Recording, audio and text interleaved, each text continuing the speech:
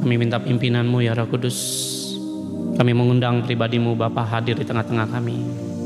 Sekalipun Bapa kami ibadah dengan online ya Roh Kudus.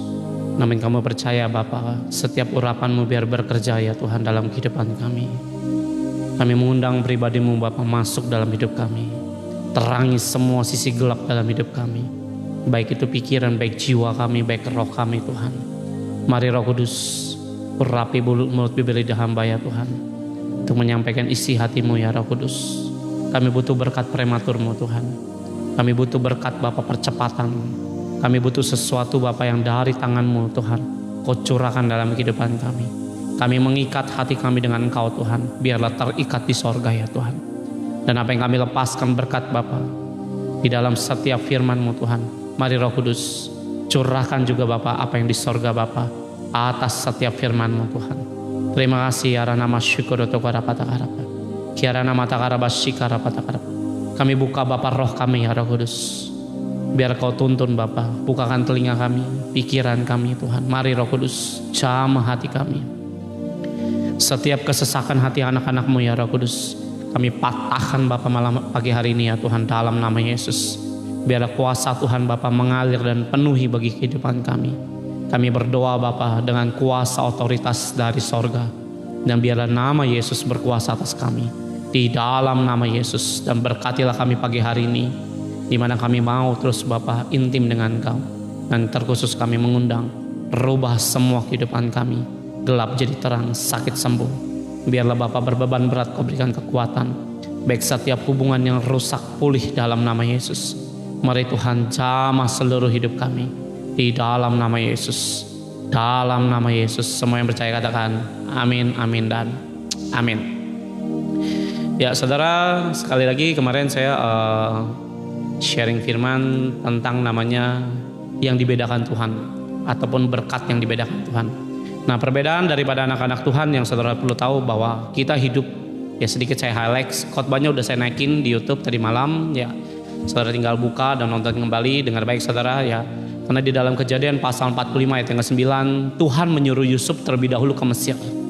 Ngapain? Untuk namanya memelihara seluruh keluarga. Kadang-kadang gini, ya saudara tahu di dalam pasal 45 ayat yang ke-9, Yusuf disuruh apa? Berkuasa atas Mesir, bukan Mesir berkuasa atas Yusuf. Ya, dengar baik saudara. Saudara nggak akan bisa mengatasi Mesir tanpa namanya urapan Tuhan, kuasa Tuhan, didikan Tuhan. Kadang-kadang kita nggak akan bisa namanya bisa menguasai namanya dosa, kita nggak mungkin bisa menebus saja, kita nggak bisa ya. Nah saudara perlu tahu bahwa kita perlu namanya diproses Tuhan ya. Di Mesir lah maka Yusuf berkuasa. Nah saudara harus tahu bahwa di dalam kuasa Tuhan, saudara perlu tahu saudara akan menduduki banyak hal dan memenangkan banyak perkara, termasuk jiwa-jiwa yang Tuhan izinkan. Seringkali kita mungkin di dalam satu rumah yang mungkin keluarga kita ini bukan orang Kristen, masih belum orang percaya. Nah bagaimana saudara bisa menundukkan semua kegelapan-kegelapan itu dengan namanya kuasa Tuhan untuk menaklukkan semua, menang atas Mesir atau menaklukkan Mesir. Nah saudara tahu bahwa dalam setiap kita diberkati, baik sisi ekonomi, jasmani, baik juga di dalam setiap apapun kepintaran kita dan lain sebagainya yang Tuhan berikan, saudara bisa nggak nguasain itu dan memberikan itu di hadapan Tuhan. Bagaimana saudara harus menjaga pergaulan. Jangan Mesir yang menguasain kita, karena kita akan berdampak buruk dalam kehidupan rohani. Tapi kalau kita yang menguasai Mesir, saudara akan menjadi terang bagi banyak kehidupan manusia. Nah saudara bisa nggak namanya menang atas masalah? Karena seringkali kita tidak cukup punya keberanian untuk bisa namanya mengatasi masalah. Loh kenapa? Karena takut, gengsi. Ya kalau kita pengen ngampunin orang aja kadang-kadang masih gengsi dan sebagainya. Nah itu namanya Mesir masih nguasain. Bukan kita menang atas Mesir. Namun dengar baik saudara ya. Dan di situ Yusuf berkata, datanglah Yakub. Yakub disuruh datang kemana? Ke negeri Goshen, ataupun juga ke pinggiran daripada Mesir. Kenapa nggak di kota Mesir? Kenapa cuma di Goshen atau di pinggiran di wilayah Mesir, ataupun di pelosok lah ibaratnya. Namun dengar baik saudara, hanya Yusuf yang bisa sampai di Mesir. Yang lain orang Israel tidak ada satupun yang sanggup bisa ke kota Mesir. Lalu kenapa? Karena yang dipilih Tuhan itu cuma Yusuf. Yang mau jalanin proses itu cuma Yusuf. Anak ke-12 atau ke-11 saudaranya ya rata-rata mereka itu punya rasa iri hati. Nah mereka mereka tidak punya kemenangan atas Mesir. Sehingga Yusuf yang dikirim Tuhan mengalami banyak proses dan menang atas proses. Dan saudara tahu upahnya 80 tahun Yusuf harus hidup dengan berkatnya Tuhan yang luar biasa. Ya, kenapa harus namanya 400 tahun baru Tuhan bawa namanya keluar bangsa Israel? Saudara tahu tidak ada seorang pun seperti Yusuf yang bisa memenangkan atas Mesir. Nah, saudara perlu tahu bahwa hidup kita ini perlu namanya hidup yang diurapi Tuhan. Namun dengar baik saudara, di Goshen itu tempat di mana saudara tahu bahwa Tuhan memelihara kehidupan orang Kristen. Nah, seringkali saudara itu berdiri bukan di Goshen tapi di Mesir. Di Mesir justru banyak kekacauan. Sejak Yusuf meninggal, saudara tahu banyak tulah, ada badai, ada air berubah jadi darah, ada banyak kematian dalam kerohanian, dan banyak lagi hal-hal yang terjadi di kota Mesir. Nah, di Goshen tidak terjadi apapun. Kenapa? Tuhan melindungi anak-anaknya Tuhan. Di mana di Goshen tempat di mana tempat saudara mendekatkan diri kepada Tuhan. Itu arti daripada kata Goshen. Nah, saudara perlu namanya mendekatkan diri, maka saudara akan hidup dengan namanya berkatnya Tuhan, diproteksi Tuhan. Saudara hidup dengan namanya keajaiban demi keajaiban. Orang di Mesir mengalami kegelapan, di dalam Goshen justru mengalami terangnya Tuhan. Nah, saudara perlu tahu apa yang Tuhan mau percayakan dalam kehidupan kita soal berkat itu selalu dibedakan daripada orang dunia. Ada amin saudara. Nah, saudara harus hidup dan bergantung dengan dimana di tempat Goshen berdiri. Saudara jangan pergi ke Mesir. Mesir gajinya besar pak.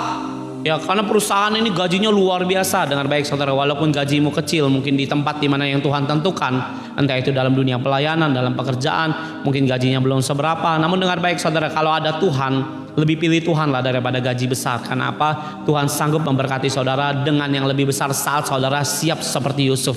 Ada amin saudara.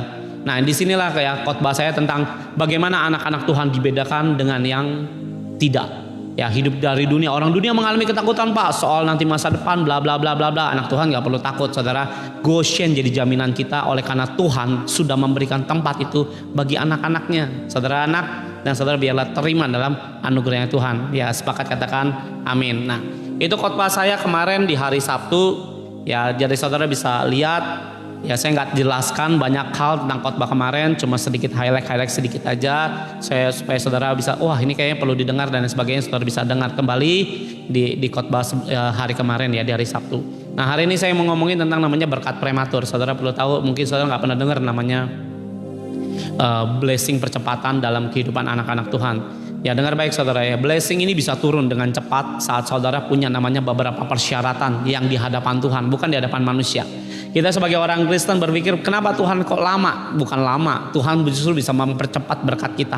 Loh, dari mana? Nah, saudara bisa dengar ya di dalam, ya sekali lagi saudara yang punya Alkitab ya, yang sedang mau beribadah, yuk beribadah dengan baik, dengan hormat, dengan serius. Ya, saudara bisa buka Alkitabmu di dalam Injil Yohanes pasal yang kedua. Ini firman sebenarnya sudah saya sampaikan di khotbah minggu lalu kalau nggak salah ya. Itu hari Rabu kemarin saya baru naikin sih sebenarnya. Namun tidak di TikTok kemarin, jadi di rumah seorang jemaat ya, saya lagi siapin firman. Tuhan bilang ngomongin tentang berkat prematur. Saya nggak tahu keadaan orang tersebut bagaimana, namun saudara dengar baik, saya ingin naikkan ini kembali supaya saudara itu bisa tahu bahwa ada jaminan Tuhan. Itu bukan soal namanya perlindungan aja, ada berkat yang bukan kok lama ya Tuhan tolong. Nah, saudara harus bersikap dengan baik dan benar, karena kalau kita bisa bersikap baik dan benar, berkat itu bisa dipercepat sama Tuhan ya.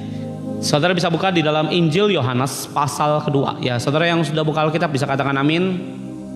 Ya, Yohanes pasal yang kedua ayatnya yang pertama. Ya, saudara pengen berkat yang dipercepat oleh Tuhan? Ya, ada amin saudara. Saudara pengen berkat yang dipercepat oleh Tuhan? Ya, buka Alkitab. Ya, kalau sikap hati kita nggak berkenan di hadapan Tuhan, ya malas-malesan buka Alkitab, gimana mau dipercepat? Ya, karena semua itu bagaimana respon hati saudara di hadapan Tuhan. Amin. Ya, di dalam namanya perkawinan di Kana ya, saudara tahu ya akan namanya cerita perkawinan di Kana. Namun izinkan saya untuk menyampaikan apa yang Tuhan wahyukan dalam hidup saya untuk saya omongin tentang firman-Nya pada pagi hari ini. Ya, saya percaya saudara rindu akan namanya firman Tuhan, biar saudara juga terima berkatnya Tuhan dengan ajaib. Ya, di dalam pasal 2 ayat yang pertama saya baca, pada hari yang ketiga ada perkawinan di Kana yang di Galilea dan ibu Yesus ada di situ. Ya, atau Maria ya, atau ibu Yesus. Yesus dan murid-muridnya diundang juga ke perkawinan itu. Ayat 3. Ketika mereka kekurangan anggur, ibu Yesus berkata kepadanya, mereka kehabisan anggur. Dengar baik saudara ya, pernikahan di dalam adat Yahudi itu biasanya nikah itu bisa dirayakan selama 7 hari. Nah di firman ini, di hari yang ketiga Yesus hadir. Yesus nggak hadir dari hari pertama sampai hari ke-7. Dengar baik saudara, pernikahan adalah menyatukan sesuatu yang berbeda. Ya jenis kelamin beda pasti. Ya kadang-kadang mungkin adatnya sama Pak, mungkin, tapi dari keluarga yang berbeda. Ya punya kultur sendiri. Dan dengar baik saudara, waktu saya khotbahkan ini di hari Rabu, Tuhan ngomong sesuatu yang bagus di tengah-tengah saya khotbah. Ya karena kemarin ada seorang anak cerita bahwa dia ya mungkin orang tuanya menikah, dan saudara tahu waktu saudara menikah pernikahannya mungkin gak direstui oleh mertuanya dan lain sebagainya, dan banyak pergumulan dan lain sebagainya, sehingga cucunya itu kurang diterima. Yang saya dengar seperti itu. Namun dengar baik saudara, perkawinan di hadapan Tuhan menyatukan yang gelap jadi terang. Ada amin saudara. Menyatukan sesuatu yang tidak bisa disatukan, tapi dengan Tuhan bisa.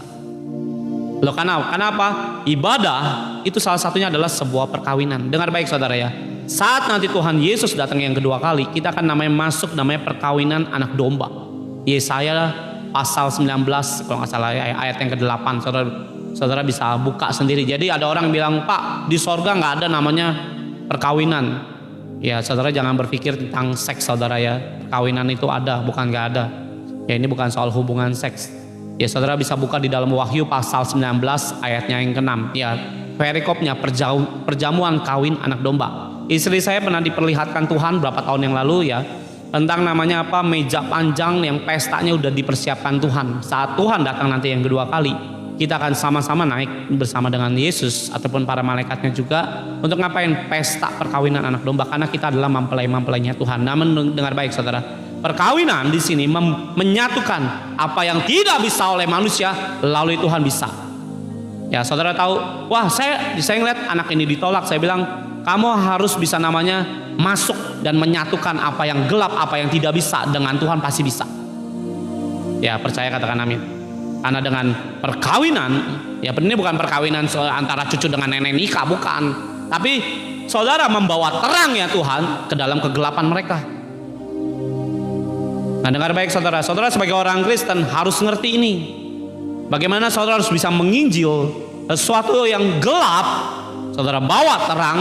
Jangan gelap yang menguasain kita, atau Mesir menguasain kita, terang kita menguasain namanya kegelapan mereka. Anak kita anak-anak Tuhan. Ada amin. Karena di perkawinan Kana ini Yesus hadir.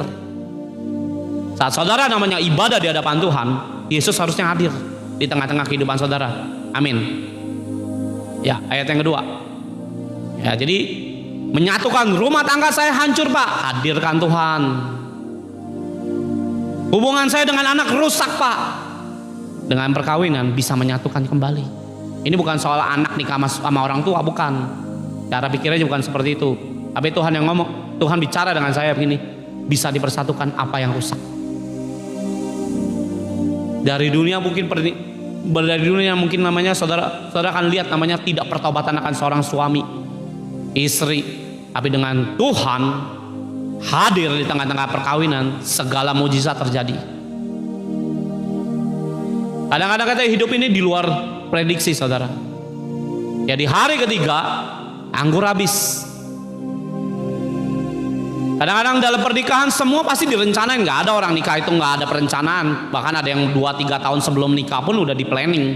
Dan saudara dengar baik, dalam pernikahan di Kana ini ya di 7 hari untuk menghadapi semua pernikahan, di hari ketiga anggur habis. Kadang-kadang saudara ikut Tuhan di luar prediksi. Wah kayaknya saya bisa bisnis sama orang ini, taunya saudara ditipu. Wah kayaknya saya akan bisa berhasil nih pelayanan di tempat ini, taunya banyak kesesakan. Wah orang ini bisa dipercaya nih, taunya saudara dikibulin, dibohongin, di luar prediksi. Nah, bagaimana saudara menjalani kehidupan yang kadang-kadang gak sesuai dengan harapan kita sebagai orang Kristen? Katanya ikut Tuhan gampang, katanya ikut Tuhan bisa diberkat, berhasil. Dengar baik saudara, gak semudah itu. Namun dengar baik bahwa Tuhan diundang ke perkawinan ini. Bagaimana kekristenan saudara? Untuk namanya masuk dalam sebuah pernikahan anak domba, saudara harus undang Yesus, gak bisa undang yang lain. Masalahnya banyak anak-anak Tuhan ngundang Yesus saat susah, bukan saat dalam adanya pesta. Wah, lagi seneng nih. Banyak orang lagi seneng justru lupa Tuhan. Ini orang waktu dalam keadaan pesta undang Yesus. Betapa baiknya orang ini sebenarnya. Apa sih Pak manfaatnya ngundang Yesus? Nanti dengerin dulu sampai habis. Saudara mau undang Yesus dalam hidup saudara? Dalam semua aspek kehidupan saudara, dalam kerjaan saudara perlu undang Yesus. Dalam bisnis saudara, saudara harus undang Yesus. Ingat, kalau saudara undang Yesus, Yesus yang akan berkuasa. Kalau Yesus berkuasa, Yesus yang ngatur. Kalau Yesus yang ngatur, banyak hal yang dosa saudara nggak boleh sentuh. Masalahnya kadang-kadang kita ini mau nyentuh yang dosa, mau juga Yesus datang, nggak bisa. Karena Yesus gak bisa namanya datang serumah dengan kegelapan, gak bisa, orang dia terang. Pak, keluarga saya masih ada banyak yang berhala Pak, masih banyak Pak yang masih kaum Kedar, Nebayot Pak. Perkawinan menyatukan apa yang cara pikir kita ini rusak oleh dunia dengan kuasa Tuhan dipersatukan, seirama sepemikiran dengan kerajaan sorga. Ya, ayat yang kedua, Yesus dan murid-muridnya diapain? Diundang juga ke perkawinan itu. Dengar baik saudara, kenapa banyak rumah tangga berantakan dan hancur? Karena dalam perkawinannya tidak pernah sungguh-sungguh ngundang Tuhan. Kemarin ada seseorang lah mau nikah nanti di bulan November. Saya udah berkali-kali ngomongin, dia tahu saya ini hamba Tuhan, tapi udah berkali-kali saya ngomongin, dahulukan Tuhan, dahulukan Tuhan. Tetap diremehin saudara. Tapi kalau di depan saya ngomongin, oh iya Pak, oh iya kok, oh iya, oh iya, oh iya. Kita sering gak tahu namanya kita ini perlu ngundang Yesus dalam semua kegiatan yang saudara lakukan. Namun seringkali kita cuma ngomong iya, tapi gak benar-benar dilakukan. Dan apa yang terjadi saudara? Kemarin dia mau fitting baju, itu berantakan. Ada yang datang, ada yang gak datang, sampai kok jadi kayak gini, jadi berantakan. Kenapa? Tuhannya gak diduluin. Bahkan dia adalah mau pemberkatan pernikahan. Apa saya pakai baju biasa aja ya dalam pemberkatan pernikahan? Masih bisa mikir kayak gitu. Saya pikir, males saya ngomonginnya. Saya bilang, pakai bajumu yang terbaik saat pemberkatan pernikahan. Kalau perlu saya bilang pestanya gak usah sekalian. Karena yang paling penting kita di hadapan Tuhan pakai yang terbaik. Kok bisa mikir kita pakai baju yang biasa aja kali ya pemberkatan? Wah haleluya, saya mikir kayak gitu. Nggak lama seminggu kemudian ya tentang namanya fitting baju, saya ada di salah satu grup tersebut. Saudara tahu tuh berantakan semua. Saya cuma diem aja, saya cuma nontonin. Kenapa? Sikap hati tidak ngundang Tuhan dalam kehidupan kita. Seringkali apa? Justru banyak namanya mengalami hal-hal yang tidak beres. Ya, di ayat yang kedua, Yesus diundang dengan murid-muridnya. Itu saudara perlu tahu, karena mempelainya punya hubungan dengan Yesus, punya hubungan dengan ibu Yesus, dan punya hubungan dengan Yesus. Ingat, yang lakuin mujizat itu Yesus, bukan ibunya. Ada orang yang bilang, kan kita bisa titip doa ke Maria, ngapain?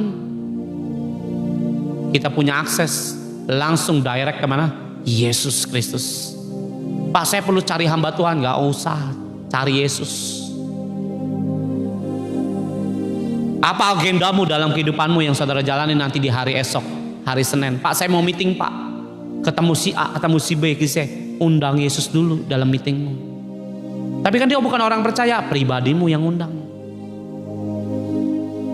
Maka saudara akan lihat bagaimana Tuhan beracara dalam namanya sebuah undangan yang saudara mau Tuhan hadir di tengah. Tuhan itu diundang bukan di gereja doang. Saudara perlu undang Tuhan semua aspek kehidupan. Pak, saya lagi di rumah sakit, undang Yesus. Jantung saya Pak lagi bermasalah, mau dioperasi, undang Yesus. Jangan undang dokter aja. Saya nggak anti dokter, boleh kok ke dokter, tapi jangan lupain Yesus. Masalahnya kadang-kadang kita undang dokternya, Yesusnya di depan. Gak usah masuk, Yesus lagi operasi, gagal, mati, temu Yesus. Yesusnya pergi, Yesus tungguin, neraka langsung.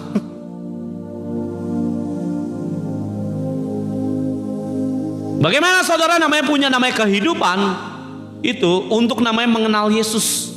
Karena kalau tanpa mengenal Yesus, mana mungkin bisa ngundang Yesus. Pak, saya Kristen Pak. Nggak peduli saudara mau Kristen nggak Kristen, yang penting kenal Tuhan. Firman Tuhan nggak pernah namanya mencatat bahwa taulah Yesus. Nggak, ya orang Farisi, orang Taurat, orang Saduki juga tahu Yesus itu siapa. Namun mereka nggak pernah benar-benar mengenal Yesus. Bahkan orang Taurat atau orang Saduki bilang, sampai kapan engkau mempermainkan kami? Yesus bilang, aku udah tunjukin mujizat, masihkah kau tidak percaya? Dan dengar baik saudara, orang Saduki hari ini di Israel itu lenyap. Kenapa? Enggak percaya Yesus.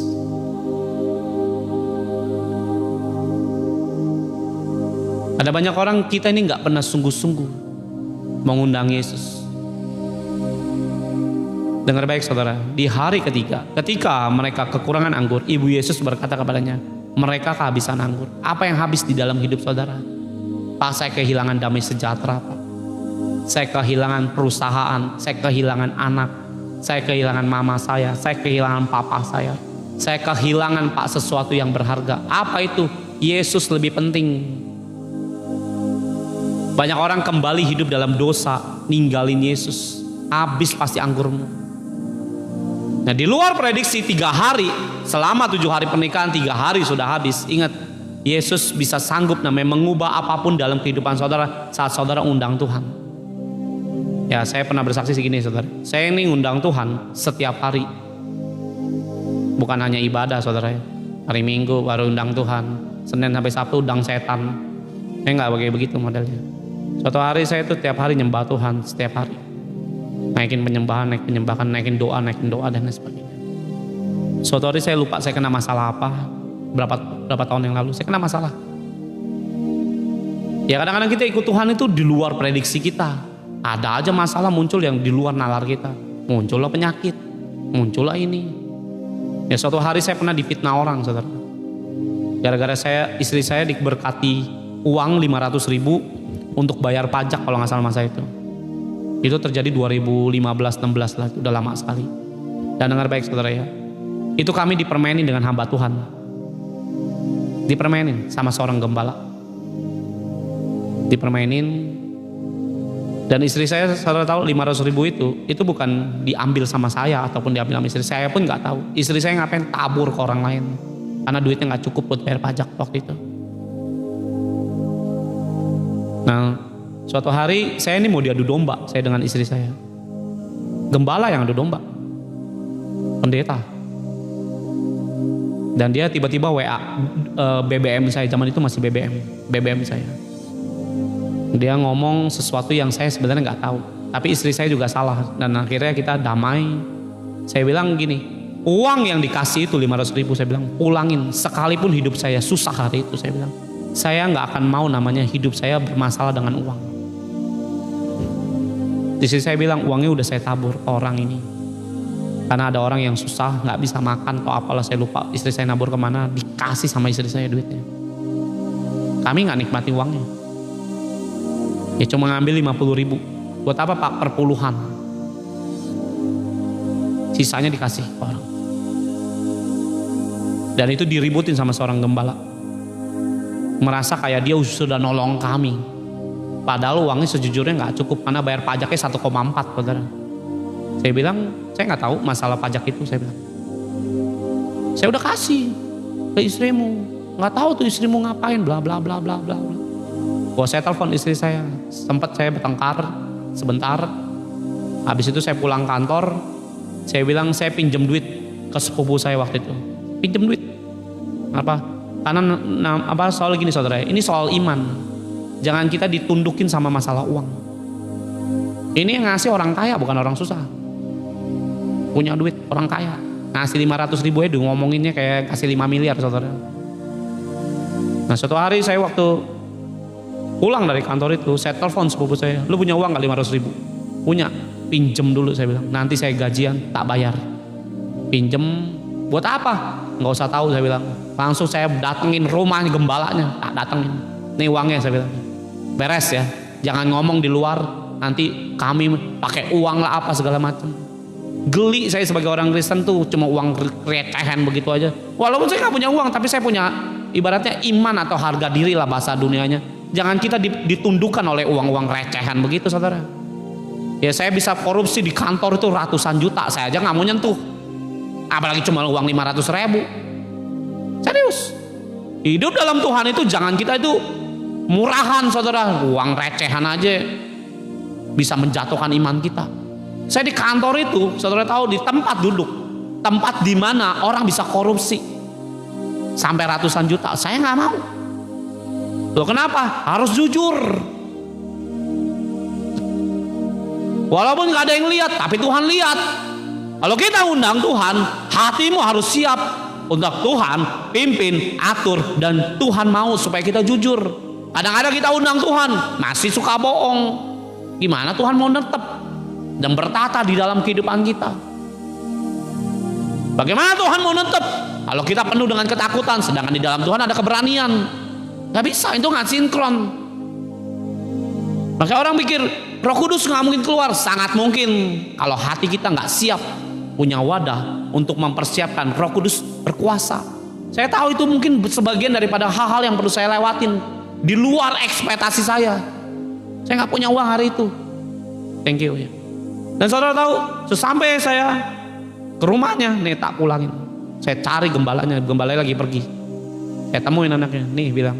Langsung saya BBM ke gembalanya. Saya hubungin ke pendeta. Nih ya, tak foto, tak kasih ke anak. Udah tak diterima oleh anakmu, saya foto anaknya, ini duitnya, kirim. Jadi ada bukti. Saudara tahu, sampai saya di rumah, saya mandi, saya makan, saya tidur. Pagi harinya saya ngundang Tuhan. Pagi hari sebelum saya ke kantor, saya berlutut dulu, Tuhan. Saya di situ nangis jujur aja. Saya bilang, kok begini hambamu? Saya kalau ngomongin kecewa dengan hamba Tuhan tuh banyak saudara. Tapi nggak ada waktu buat kepahitan, ngapain ngurusin begituan, nggak penting menurut saya. Dan sampai saya berlutut, Tuhan, saya nangis. Aku nih hidup sungguh-sungguh di hadapanmu. Aku nggak pernah datang di hadapanmu karena ada masalah, saya bilang. Tapi hari ini aku ada masalah. Saya ngomong gitu. Saya nggak kebanyakan seperti orang yang di luar. Datang sama engkau ada masalah. Saya lagi banyak hal nggak ada masalah. Saya tetap datang di hadapanmu. Hari ini aku ada masalah. Tolongin aku. Saudara tahu saya harus bayar pajak 1,4 juta. Hidup saya dulu saya nggak suka bayar pajak. Motor doang itu masalah motor. 4 tahun pajaknya. Ingat dalam Tuhan tuh harus bayar. Mau hidup benar bayar dari yang kecil-kecil. Jangan utang di warung 10.000 aja nggak dibayar, bikin malu saudara sebagai orang Kristen. Mau ngundang Yesus juga malu datang, kenapa? 10.000 aja nggak dibayar. Nah, sesampai saya di kamar itu saya doa begini saudara ya. Tuhan, Engkau tuh Allah yang besar. Aku minta tolong hari ini dalam keadaanku yang susah. Aku minta uang 2 juta Tuhan. Kurang 1.000 bukan daripadamu, lebih 1.000 bukan daripadamu. Saya kalau minta berkat tuh nggak pernah namanya pas-pasan, pasti mintanya lebih. Emang boleh Pak begitu? Boleh, bukan nggak boleh. Utangmu 5 juta, minta 6 juta boleh nggak Pak? Boleh. Silakan. Tapi saya datang di hadapan Tuhan bukan karena ada masalah. Ada masalah nggak ada masalah, saya undang Yesus. Itu terjadi nggak dengan engkau?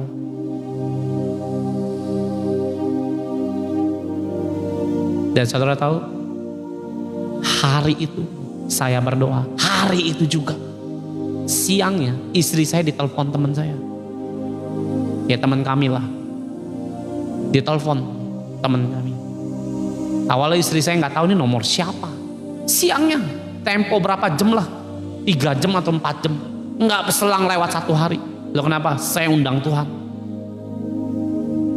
dalam keadaan nggak ada masalah, sekalipun ada masalah. Saya berdoa begini,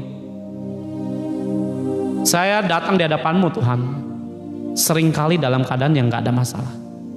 Oh beda berani ngomong doa begitu ya, karena saya ngelakuin. Nah, hari ini aku ada masalah Tuhan, dan aku minta tolong. Ada amin saudara. 3 jam kemudian ada orang telepon, ngobrol-ngobrol singkat cerita, istri saya ditransfer 2 juta, nggak kurang 1.000, nggak lebih dari 1.000. Orang ini bukan orang dekat kami, bukan, cuma pernah bertemu di dalam pelayanan, ya cuma say hello doang, halo ya gitu doang.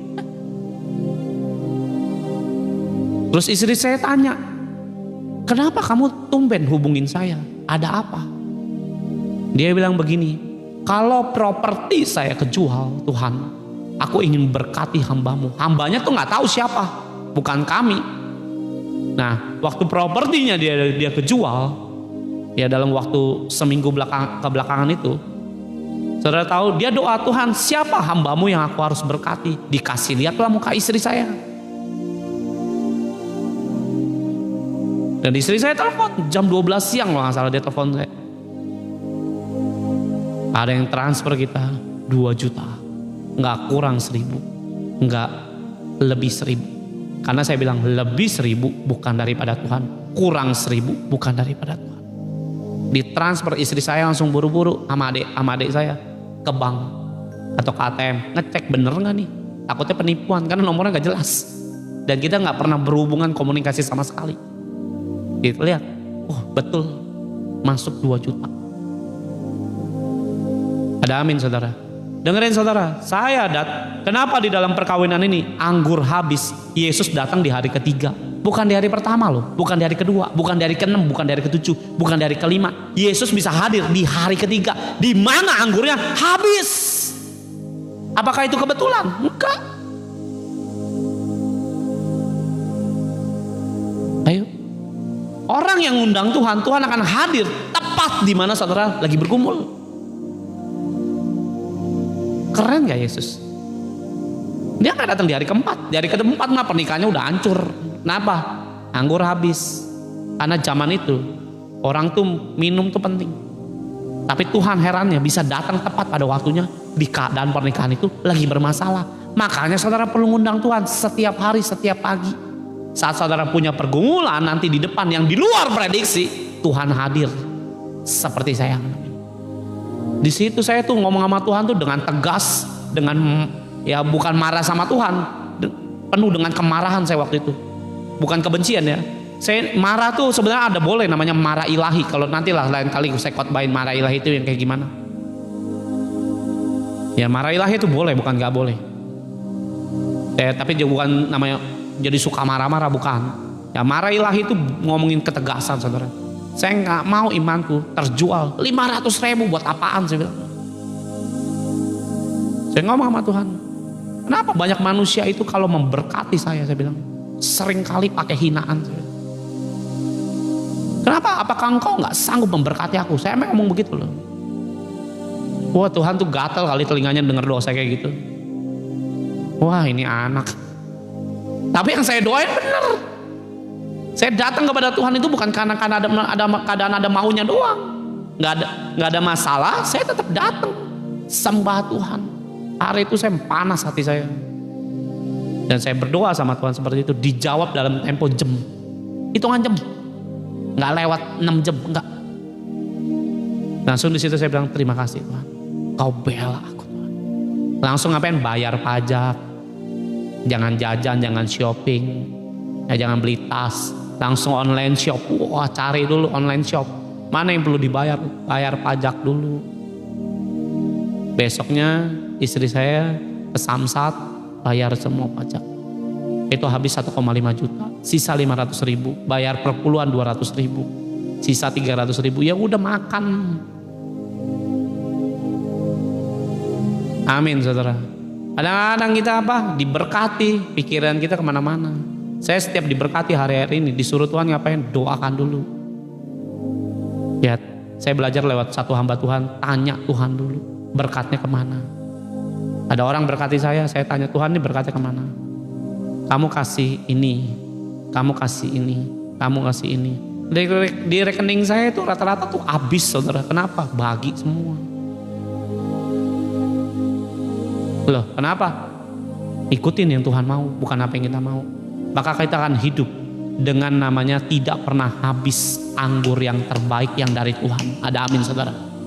Kalau saudara namanya hidup tidak mau namanya mengundang Tuhan, anggurmu habis, kelabakan, pernikahanmu akan hancur berantakan. Dan gak sedikit orang Kristen mau bercerai.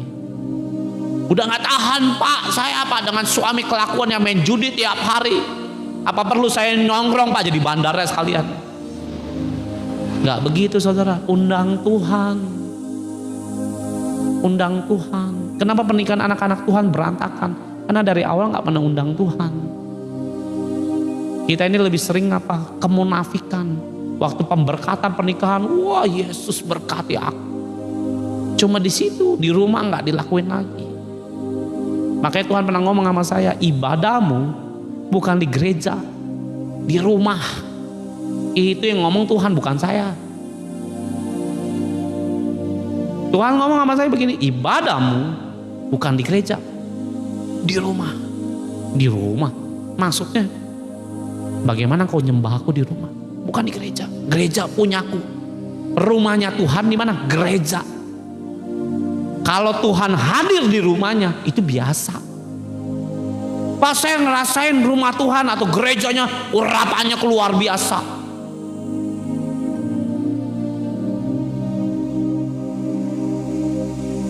Di rumahmu hadir gak Yesus?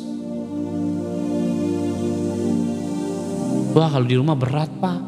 Setan yang lebih sering datang daripada Yesus. Nah ini yang jadi masalah. Kadang-kadang kita gak mengundang Tuhan ke rumah.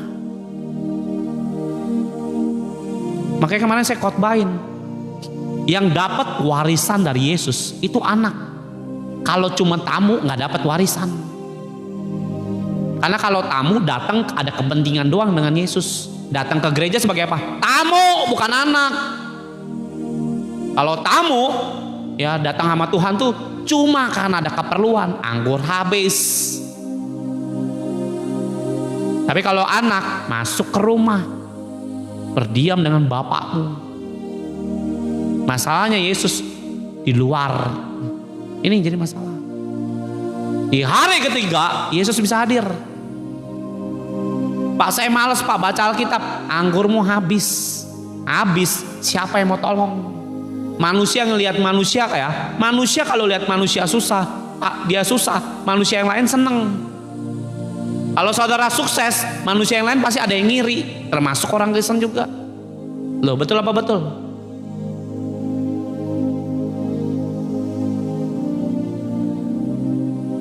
Tapi kalau dalam keadaanmu susah, ada Tuhan yang setiap hari saudara undang di rumahmu sendiri. Saat tepat pada titik di mana saudara udah gak berdaya seperti saya tadi cerita. Tuhan tolong saya.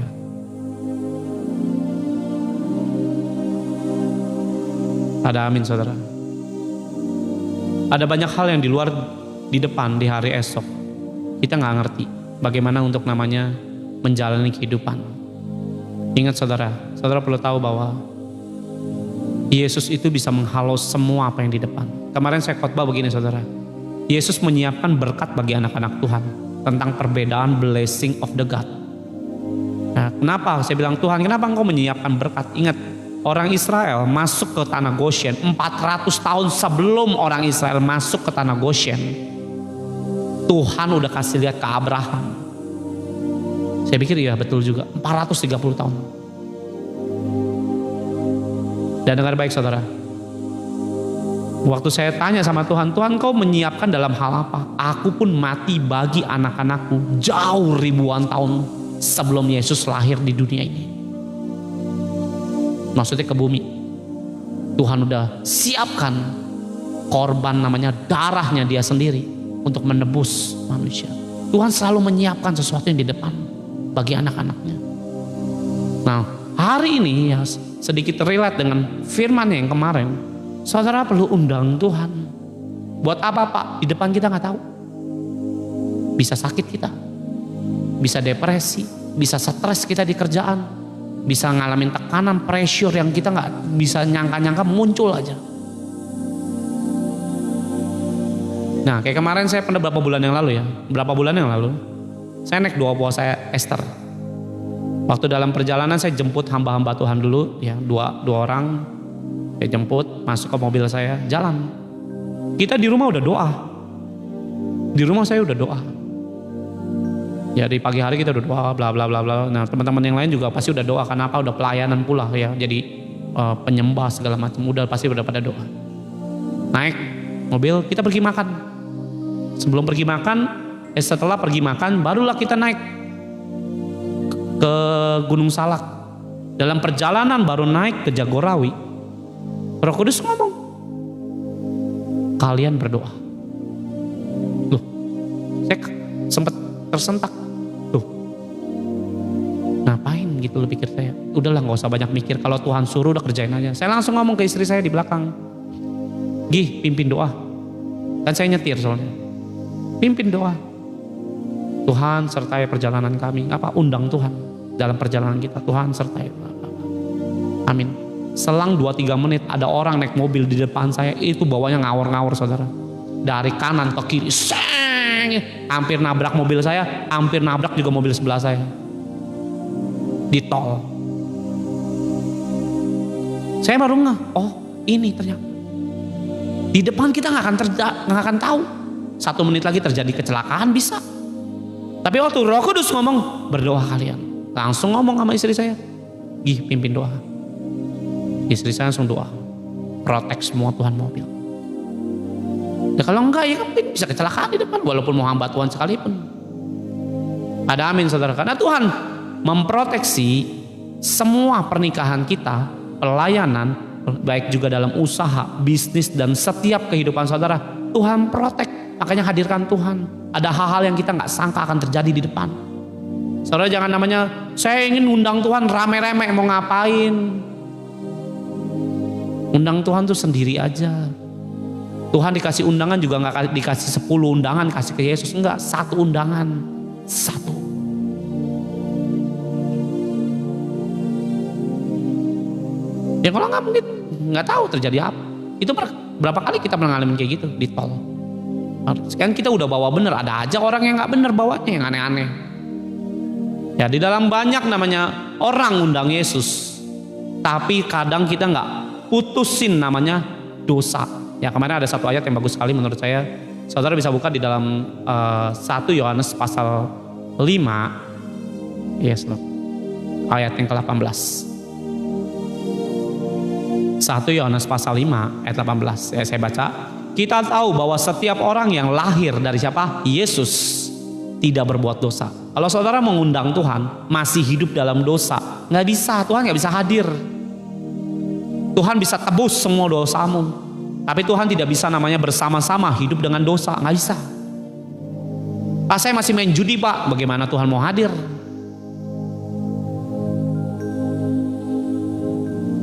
Pak saya masih ngerokok, bagaimana Tuhan mau hadir?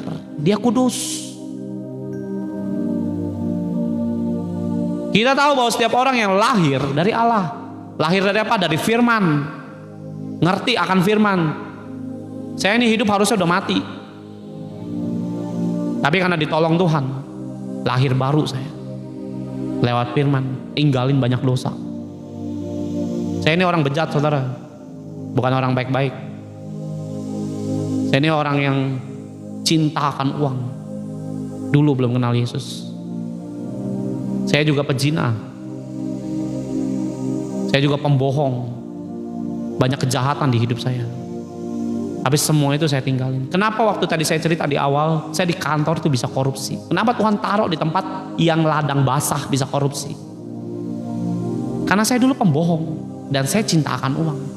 Dan Tuhan akan tes setiap anak-anak, ditaruh di ladang basah yang dulunya kita pernah berbuat dosa di situ.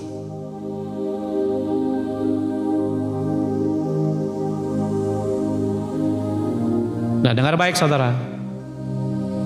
Dan saya lulus. Kenapa? Saya nggak mau nyentuh korupsi. Saya tahu itu lahan basah bisa korupsi. Tapi saya nggak mau. Lalu kenapa? Undang Tuhan nggak bisa najis. Kita tahu bahwa setiap orang yang lahir dari Allah tidak apa berbuat dosa. Tetapi Yesus yang lahir dari Allah melindunginya. Dan si jahat tidak menjamahnya. Loh kenapa? Orang yang hidup dalam Tuhan, dalam firman-Nya, dalam seintim, seundangan dengan Tuhan, satu dalam pernikahan perkawinan. Dengar baik saudara. Dan Tuhan hadir dalam pernikahan perkawinan. Tidak dapat dijamah oleh yang si jahat. Si jahat boleh mau mencelakakan saya di tol, tapi gak bisa. Loh kenapa? Tuhan protect. Seberapa saudara, tapi masalahnya banyak anak-anak Tuhan hidup dalam ketakutan. Saya takut Pak punya masalah ini dan itu. Itu artinya si jahat bisa masuk dan tembusi semua iman saudara.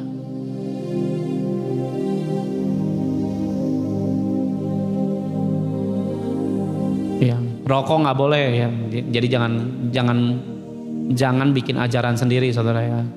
Rokok nggak boleh. Orang dunia aja tahu di dalam rokoknya tertulis rokok dapat menyebabkan apa? Kanker, kematian.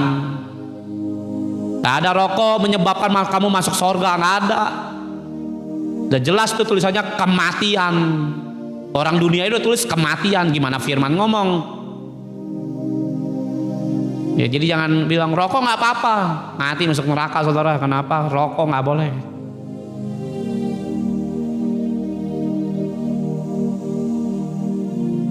Mengundang Tuhan sambil ngerokok, haleluya.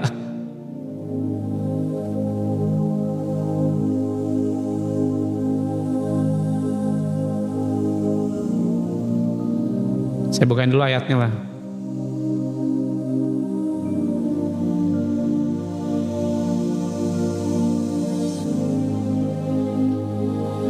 Ya di dalam saya pernah tanya sama Tuhan, Tuhan anak-anak Tuhan tuh pala batu biasanya. Nggak ada ayatnya Tuhan, nggak ada ayatnya katanya. Di mana ayatnya tertulis jangan merokok? Ya karena zaman itu kan memang nggak ada rokok.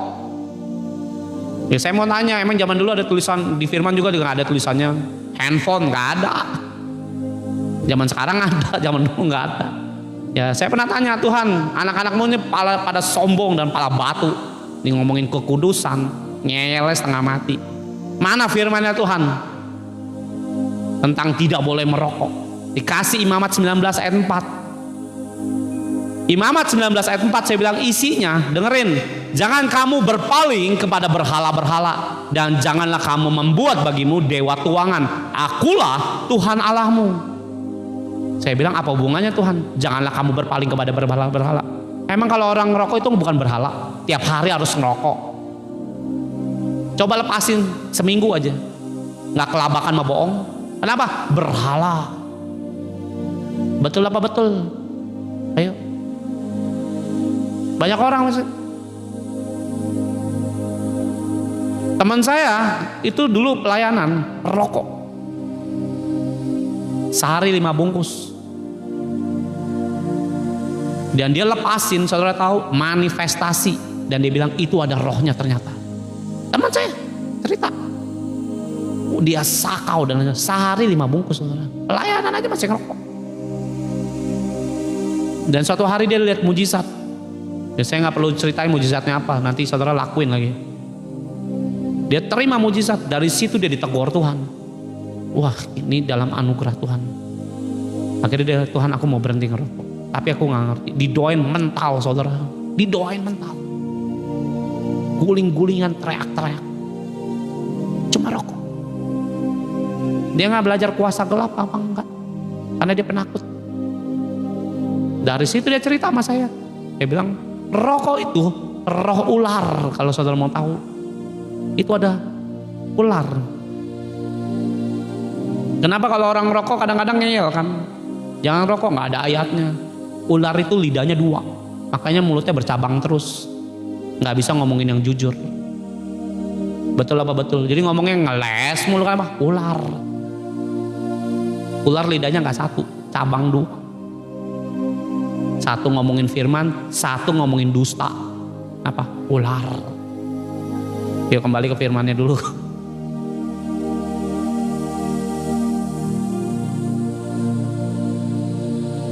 Nah, hari ini apa yang habis di hidupmu? Ya, anggurku lagi habis Tuhan. Tabunganku lagi habis Tuhan. Ini bagaimana saya harus memulai bisnis Tuhan? Mungkin saudara lagi ngalami banyak kehabisan namanya sebuah anggur untuk menjalani kehidupan. Dengar baik saudara. Yesus tepat di hari ketiga dia datang. Ya, dengerin di ayat ketiga. Ketika mereka kekurangan anggur, ibu Yesus berkata kepadanya, mereka kehabisan anggur. Ayat 4. Kata Yesus kepadanya, mau apakah daripadaku ibu? Saatku belum tiba. Dengerin saudara. Kenapa yang ngomong tuh ibu Yesus? Kenapa yang ngomong gak bukan muridnya?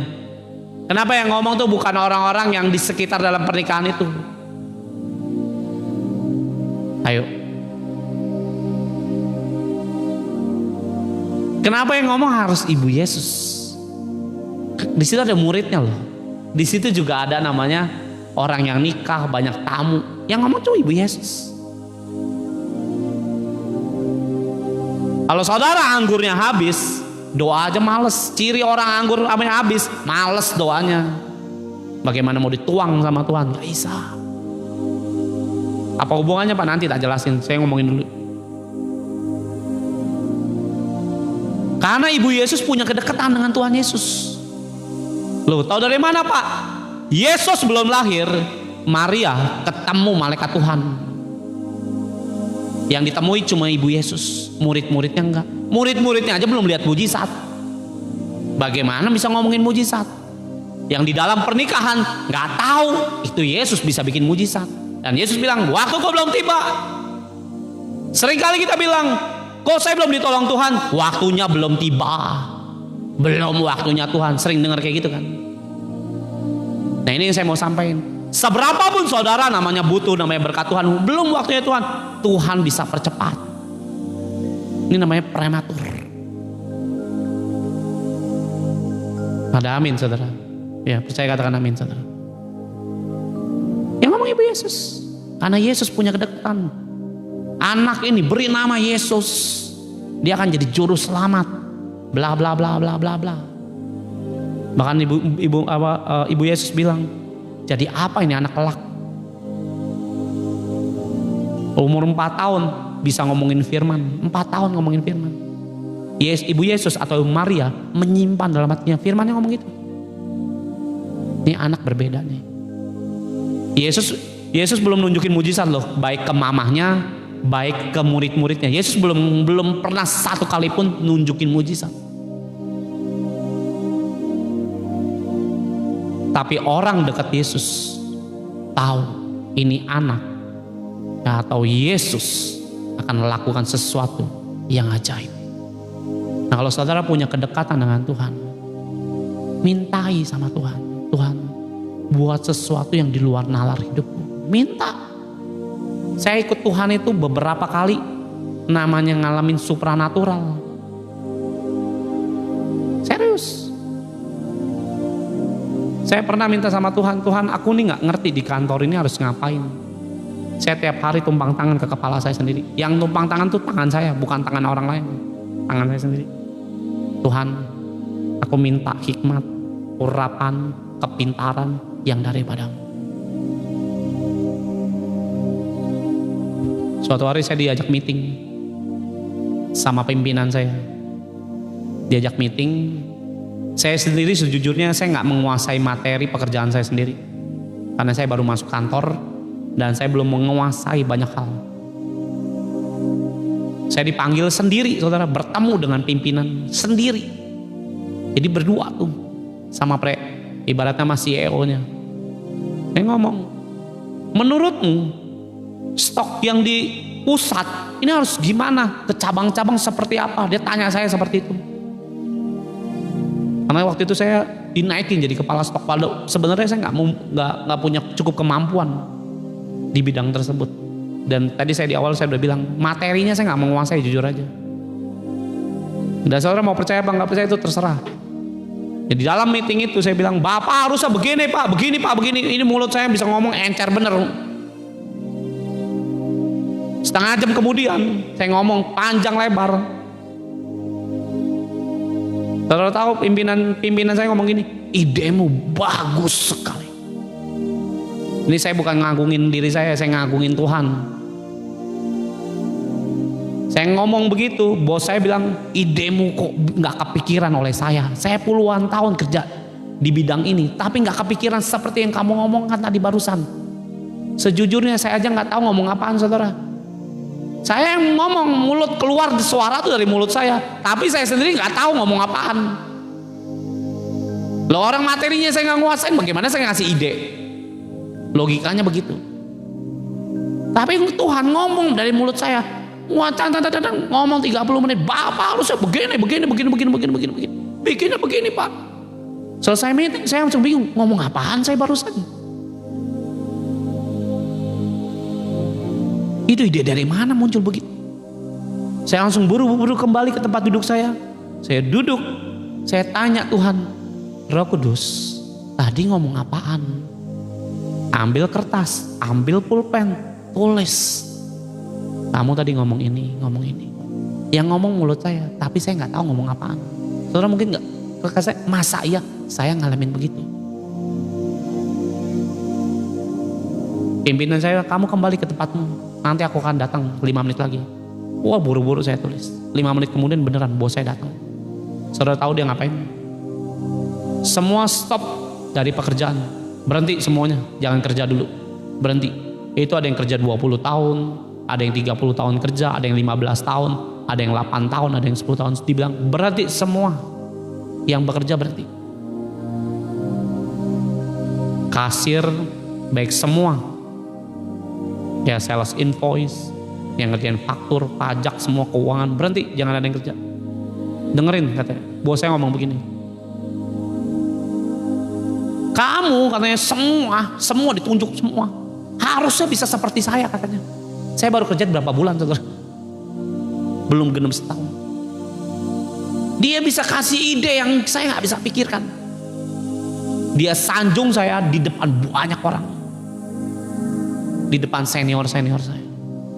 Saya cuma nunduk, saudara, nggak yang begini gue gitu loh, nggak gitu, saudara. Nunduk, saudara ya. Kenapa?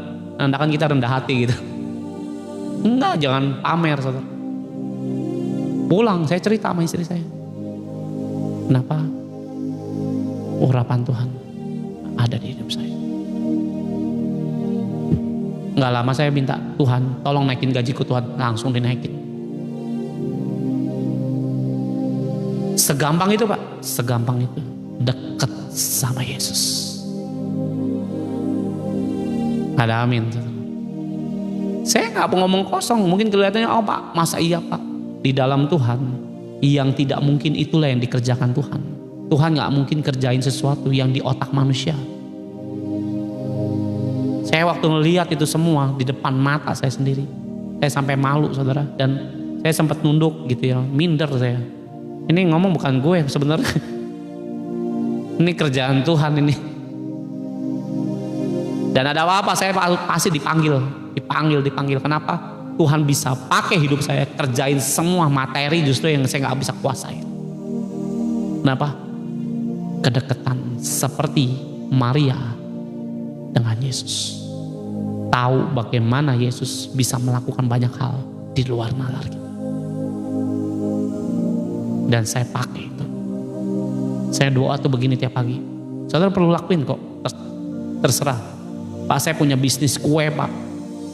Terserah, lu lagi sepi Pak usaha saya Pak. Saya punya bengkel Pak. Gak ada pelanggan, orderan sepi, lakuin seperti saya lakuin.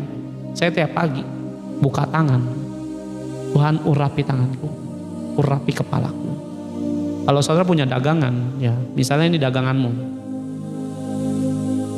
ya perusahaanmu atau tempat kerjamu, tumpang tangan, Tuhan berkati, kirim pembeli Tuhan dari manapun, kau sanggup memberkati hidupku, kuenya jadi enak.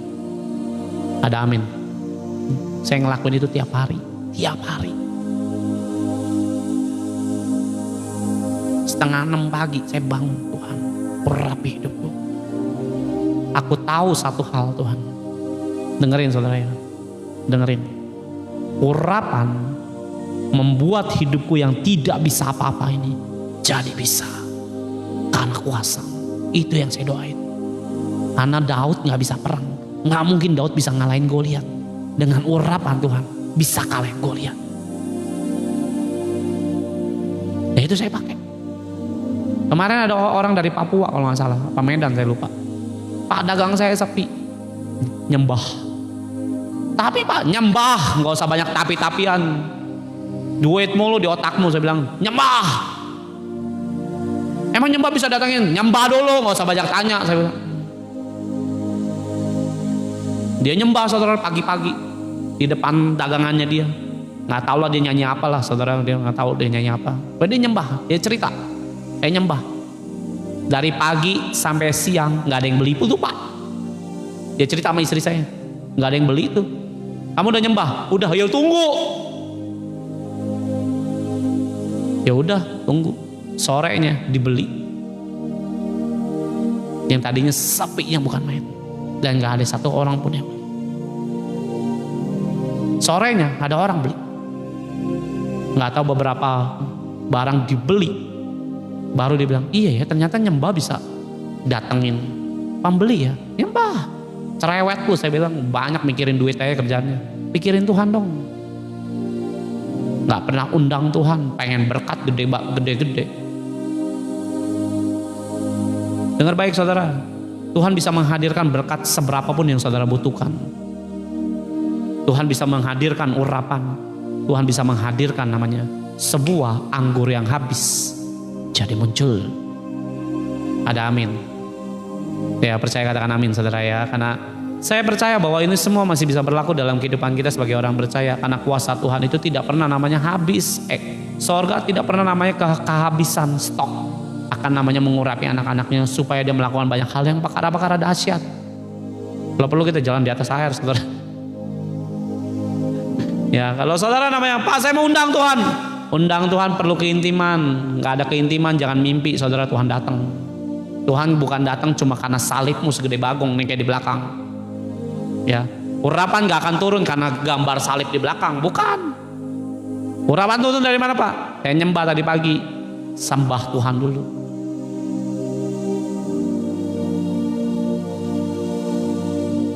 Tuhan gak pernah datang cuma karena gambar burung Roh Kudus, maka Tuhan hadir. Oh saya ada patung Yesus Pak, pasti Yesus ada di rumah saya. Yesus bukan pembantumu, bukan sapam yang harus nungguin di rumahmu terus. Dia banyak kerjaan, di sorga dia tempatnya bertata. Gak pernah dia tinggal di rumah orang.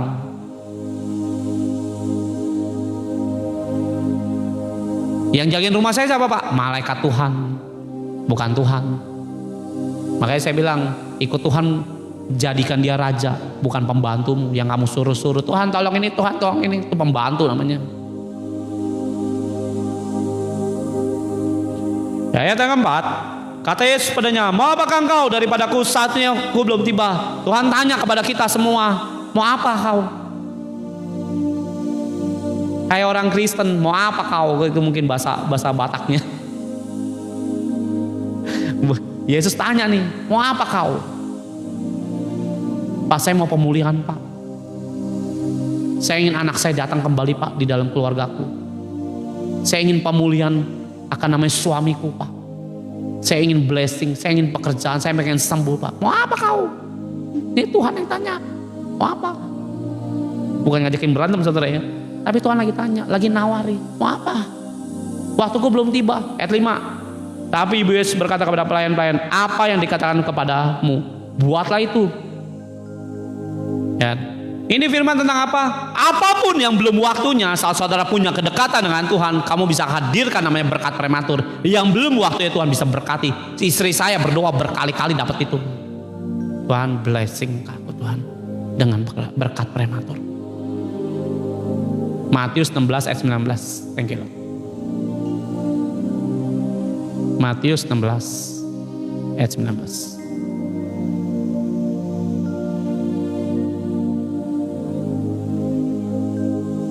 Matius 16 ayat yang 19. Thank you. Kepadamu akan kuberikan kunci kerajaan sorga. Ya, bukan kunci rumah, bukan kunci berangkas. Kunci apa? Kerajaan sorga.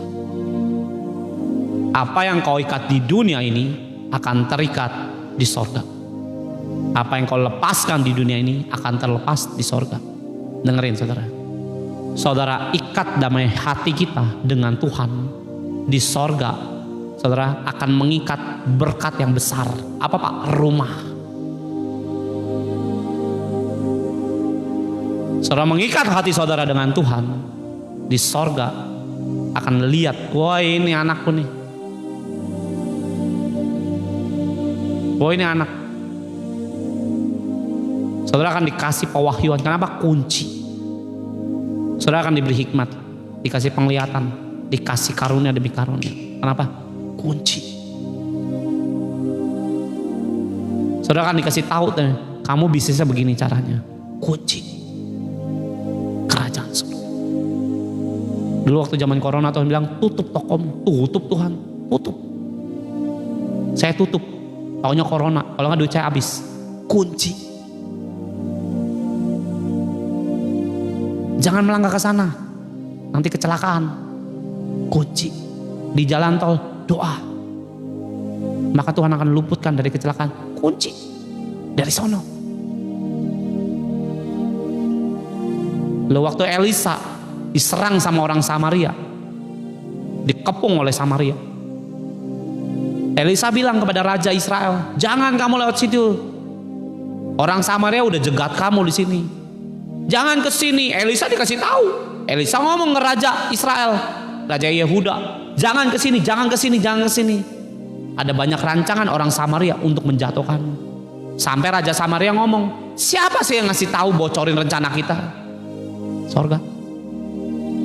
Kunci. Dan orang Samaria pengen nangkep si Elisa. Elisa yang ngasih tahu semua. Lewat Elisa tahu dari mana? Sorga.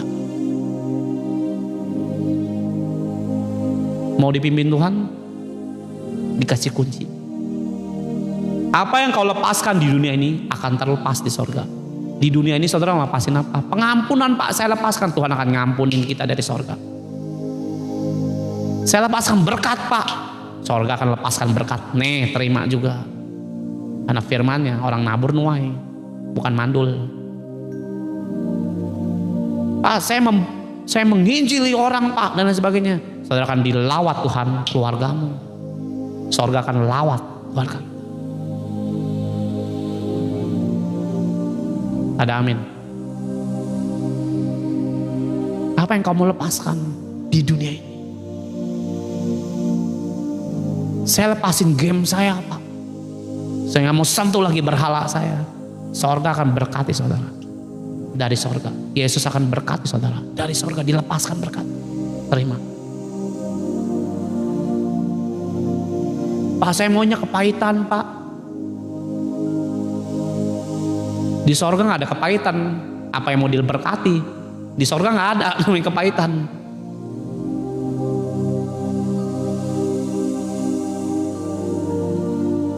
Dengar baik saudara, Tuhan mau saudara itu bisa mengikat yang dari Tuhan dan melepaskan yang dari Tuhan. Supaya apa yang terikat di sorga itu dari Tuhan, yang dilepaskan dari sorga itu dari Tuhan. Yang dari Tuhan selalu yang baik. Dan rancangan dia tidak pernah namanya kecelakaan.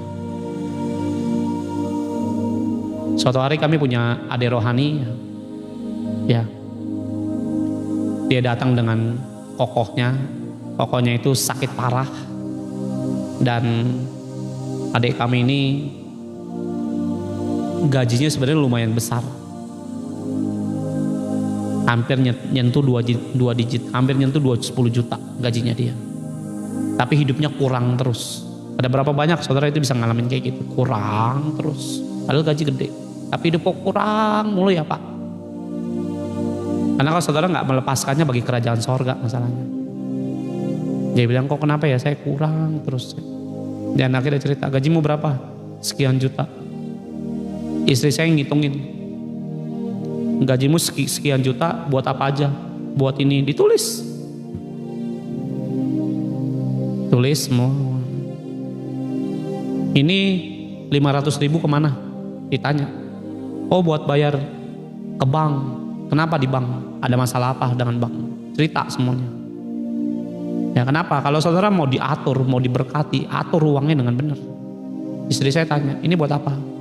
Ini buat gini-gini, ini stop. Gak boleh. Yang ini, tanya lagi, ditanyain satu-satu istri. Istri saya kalau nanganin orang tuh detail, saudara. Detail. Saudara jangan merasa, wah cerewet banget. Dicerewetin supaya saudara diberkati. Masalahnya orang Kristen dicerewetin, ngambek. Dihitung semuanya, selesai. Ditanya, kamu mau apa? Aku ingin diberkati kembali. Saya harus biayai koko saya berobat. Yaudah, kita doa. Setelah uangnya diatur dengan baik, yang boleh mana, yang gak boleh mana. Yang ini kamu harus nabur. Loh, tapi duit saya nggak cukup, nabur aja udah, nggak usah banyak pincong. Kerjain, dia kerjain saudara. Dengan hati yang kebingungan, karena nggak punya tabungan sama sekali. Gaji gede, tapi nggak punya tabungan. Saya nggak tahu saudara itu ngalamin kayak gitu apa enggak. Gaji boleh gede, tapi duit habis mulu. Kenapa? Bocor. Setelah keuangannya diberesin semua segala macam, istri saya tumpang tangan dalam nama Yesus. Berkati dia Tuhan, gaji berkali-kali lipat Tuhan. Dia harus namanya melayani kokonya untuk berobat Tuhan, dan itu butuh uang. Kami minta berkat prematurmu Tuhan, datanglah dalam nama Yesus. Bulan depan dia naik jabatan, naik gaji 22 juta.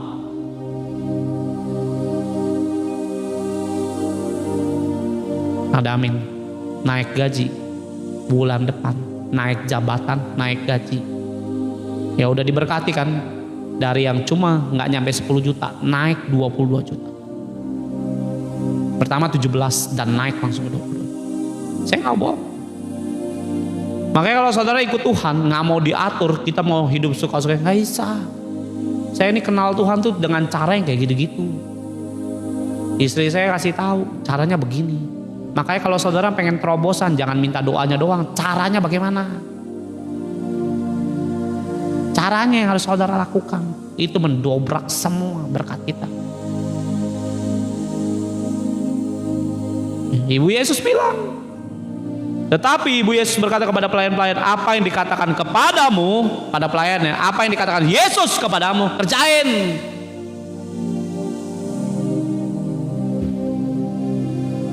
Artinya apa? Kamu harus detail ngerjainnya apa.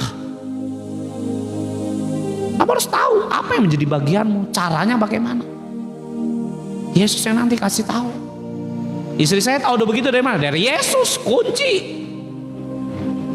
Diberkati 22 juta saudara, tiap bulan terima duit 22 juta. Jangan lupa urusin kokomu ke rumah sakit. Jangan udah diberkati kabur. Wah ini nyusahin, tak cekek mati aja nih, buang. Dan dia tepati janjinya, dia urusin kokonya, dia urusin. Jadi orang kepercayaan dalam perusahaannya. Dia perusahaan obat, diberkati. Makanya saya bilang saudara ya, uang tuh gampang bagi Tuhan. Kadang ngatur saudara itu yang susah bagi Tuhan. Suruh buka Alkitab aja kita alotnya setengah mati. Suruh baca aja setengah mati Tuhan nyuruhnya. Ini anak kepala batu. Gimana mau diberkati?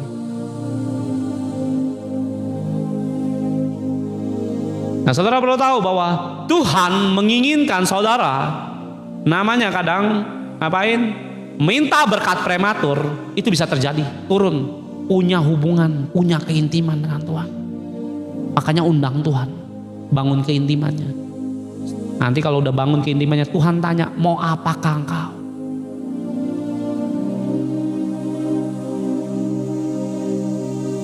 Ini firman enak tuh sebenarnya. Mau apa? Kata Tuhan, daripadaku. Waktuku belum tiba. Ini belum waktunya Tuhan kita terima berkat. Bisa. Loh Ibu Yesus bisa kok. Karena dia perawan suci Pak, dan lain sebagainya. Kita juga anak yang dikuduskan dan disucikan oleh karena darahnya. 1 Yohanes 1:9. Pada amin. Saudara mau diberkati, mau berkat prematur muncul dalam kehidupan, undang Tuhan. Pak, saya ke gereja, bukan undang Tuhan. Banyak orang gereja juga main game, bukan ke gereja. Banyak orang ke gereja juga ngegosip, bukan gereja. Banyak orang ke gereja juga karena cuma disuruh, makanya dia gereja. Nggak ngundang Tuhan sebenarnya. Betul apa betul? Banyak orang ke gereja juga tidur, bukan ke gereja. Adem Pak di sini Pak, di rumah panas gak ada AC. Ayo, betul apa betul? Ngantuk Pak, malam habis nonton bola, begadang, makan tuh begadang. Undang Tuhan. Maka berkat prematur yang belum waktunya Tuhan bisa hadirkan dengan cepat. Ayat 6. Di situ ada 6 tempayan yang disediakan untuk pembasuhan menurut adat orang Yahudi. Masing-masing isinya 2-3 buyung. Ayat 7. Yesus berkata kepada pelayan-pelayan itu, isilah tempayan-tempayan itu penuh dengan air. Dan mereka pun mengisinya sampai penuh. Ya, dengar baik saudara. Tuhan namanya kalau melakukan mujizat tuh gak tanggung-tanggung saudara. Pelayan ini tidak kenal siapa Yesus. Yesus belum pernah ngelakuin mujizat. Yang disuruh tuh pelayan, bukan muridnya loh. Walaupun kadang-kadang muridnya Yesus, belum tentu dia percaya Yesus. Yang disuruh apa? Pelayannya. Kenapa? Karena Tuhan bisa lihat imannya ada di pelayan, bukan di muridnya. Kadang-kadang anak-anak Tuhan ataupun orang Kristen gak muncul imannya. Loh, dia tuang, pelayannya tuang air, yang dituang tuh air, dan pelayannya tahu itu air. Mungkin air hujan atau air cuci baju. Dia tahu itu air. Dia bawa, dia yang ke-8 ya. Lalu kata Yesus kepada mereka, sekarang cedoklah dan bawalah kepada pemimpin pesta. Nggak digamparin saudara kalau cuma bawa air. Dia bawa ke pemimpin pesta, minum, tahu ini air. Kadang-kadang Tuhan suruh kita sesuatu yang nggak masuk akal, mau lakuin nggak? Ayo. Kadang saudara berdoa itu harus berlutut, nangis sama Tuhan. Nanti kita baru diberkati. Istri saya disuruh Tuhan apa? Nari di kamar, joget-joget, disuruh joget sama Tuhan. Ngapain Pak? Nggak tahu, disuruh joget. Tuhan bilang nari kamu. Dia nyembah, naikin lagu dari YouTube, lagu Jawa, lagu dangdutan. Dia nyari sambil goyang-goyang. Selesai, diberkati Tuhan. Kadang-kadang kita disuruh Tuhan itu mikir. Kemarin saya kasih kesaksian, ada hamba Tuhan pulang pelayanan dapat 300.000. Dapat 300.000, dia harus namanya memberi anaknya susu. Dia pengen beli susu. Ada malam ini susunya terakhir. Tapi waktu dia mau pulang, Tuhan ngomong, uangmu yang 300.000 itu kasih ke tetangga. Matang kalau saudara. Semalaman. Karena gini, malam susu anak itu terakhir, habis. Pagi harus ada susu lagi. Dia tidur, gak bisa tidur. Mikirin nih anak, minum susunya bagaimana. Semalaman dia begadang. Bingung mikirin susu. Dikasih duitnya 300.000. Pagi-pagi tantenya suruh supirnya bawa susu 2 kaleng gede, lebih daripada 300.000. Dibawa, nangis, bukan 2 kaleng, 2 kantong besar isinya kaleng. Itu dibeli jutaan, susu kan mahal. Dibawa, diketok pagi-pagi depan rumahnya, tok tok tok, nih susu. Oh dari mana? Tantemu. Berlutut nangis. Kenapa? Tuhan kalau nyuruh kerjain, maka saudara akan lihat air berubah jadi anggur. Berkat prematur bisa tiba. Saudara jangan mikirin kapan waktunya Tuhan, gak usah mikirin kapan waktu Tuhan. Kapan saudara ngundang Tuhan? Kapan saudara namanya bangun keintiman dengan Tuhan? Kapan saudara namanya mau mendengarkan perintahnya Tuhan? Kalau saudara ikutin perintahnya Tuhan, modalnya harus punya iman dan ketaatan. Punya iman gak punya ketaatan, saudara gak lihat mujizat. Percayalah, ini yang saya kerjain dengan Tuhan. Karena ketaatan di atas iman. Seringkali kita punya iman, tapi gak cukup punya ketaatan. Disuruh gak ngerjain. Percaya sih Pak, tapi kan orang tua saya, anak saya kan butuh susu, butuh makan. Kalau otakmu yang jahat aja bisa mikirin dia harus makan, masa bapakmu gak bisa mikirin? Ayo. Ini mau ngasih mujizat kamu apa dia? Kalau Tuhan bilang ngampunin, gua nggak bisa, sakit hati saya. Sakitnya tuh di sini Pak, nggak di belakang. Sini sih, di belakang nggak. Ngampunin, maka berkat muncul. Beresin hati, berkat muncul.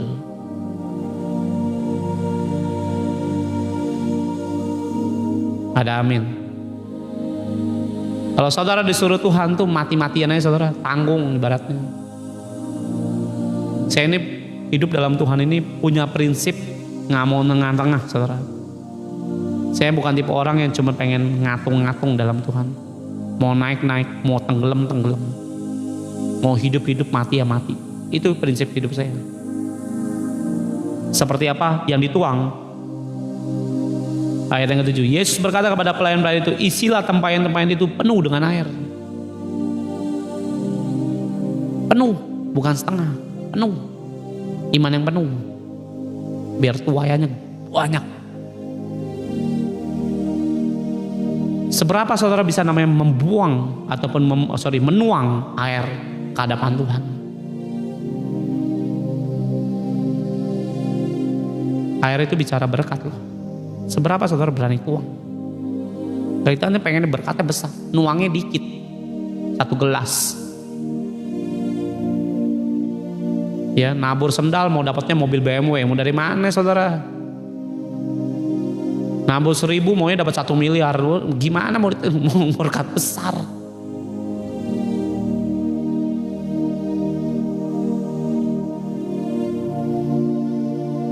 Dan saya saudara tahu, adek rohani kami ini setelah dia dapat berkat gaji naik,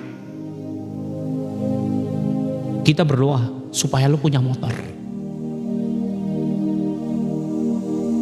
Saya ini selalu pengen namanya gini loh, kamu udah dapat goal nih, mujizat A, saya akan cariin lagi, kamu harus goalin yang B, goalin yang C, goalin yang D, goalin E, sampai kamu lihat banyak mujizat. Loh kenapa? Karena Tuhan siapin buat anaknya. Kita anak, bukan pembantu. Kita bukan babu, kita anak, diwariskan berkatnya Tuhan. Dia bilang kamu harus punya motor. Padahal dia juga naik motor cuma di sini doang sebenarnya. Gimana kok caranya? Minta sama Tuhan. Oh doa Jumat saudara ya, hari Jumat siang doa, Tuhan berkati aku motor Tuhan. Dalam nama Yesus. 3 bulan kemudian ada hamba Tuhan suruh kami, lu cariin motor deh. Buat siapa? Gak usah tahu, lu cariin dulu motor katanya. Bekas. Iya cari aja yang bekas. Ya udah tak cariin yang bekas. Saya nggak tahu itu buat adik kami ini. Tak cariin. Akhirnya istri saya ngomong, ini buat siapa sih Pak? Buat si ini. Ya ilah apa, ngapain sih beli yang bekas? Beli yang baru lah. Istri saya ngomong, beli yang baru lah, ngapain beli yang bekas Pak? Oh gitu ya? Ya kita berkat banyak kok. Takut-takut amat Pak nabur. Ya udahlah kasihlah yang baru. Dibeliin motor, dapat yang baru. Kadang-kadang saudara namanya, Tuhan kapan motor datang? Tempo 3 bulan berkat muncul. Ya kita anterin motornya ke rumahnya, nangis. Kok Tuhan baik banget ya? Oh iya. Saya bilang selama hatimu bisa melayani Tuhan, berkat gak pernah habis. Kadang-kadang saudara itu perlu melayani Tuhan. Bukan kadang, emang harus. Melayani daripada yang apa Pak? Layanin orang kusta, ya orang sakit hati, rumah sakit tuh banyak ladang buat kita layanin Tuhan. Ya orang miskin, saudara pinter sekolah, mulut saudara public speakingnya oke, ajari. Saudara bisa matematika, ajari, ya ajari, itu pelayanan. Bukan di gereja aja nangisnya, ajari mereka.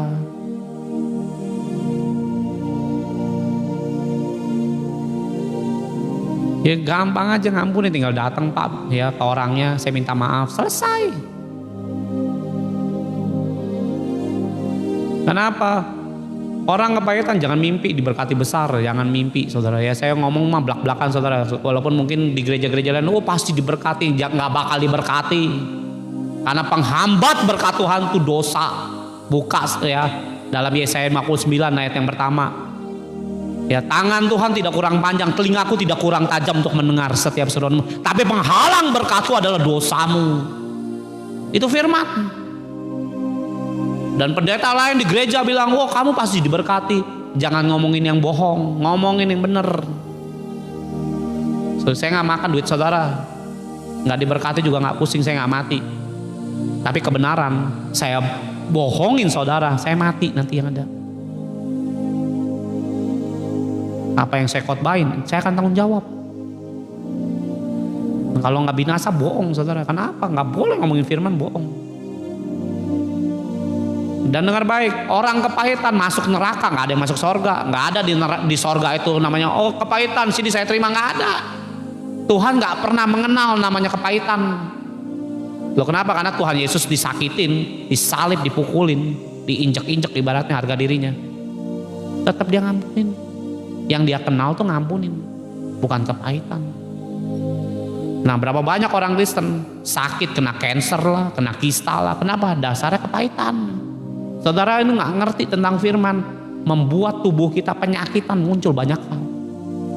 Bodohnya kita mempertahankan penyakit karena kepahitan. Saya nemuin banyak anak-anak Tuhan sakit, kenapa? Sumbernya pahit. Orang pahit pasti penyakitan, nggak tahu nanti munculnya kapan. Saudara yang bilang aku udah ngampunin, kok muncul penyakit? Nah itu belum beres, beresin. Mau undang Tuhan, Tuhan akan beresin semua yang pahit dalam hidup kita, yang luka, yang jelek semua, sekatin semua sama Tuhan. Baru berkat muncul. Nah kadang-kadang saudara disuruh namanya ngelakuin firman, nggak mau. Gimana mau berkat? Pak saya pengen pulih soal keuangan, beresin uang. Dikasih 1 juta, bisa nggak ngatur?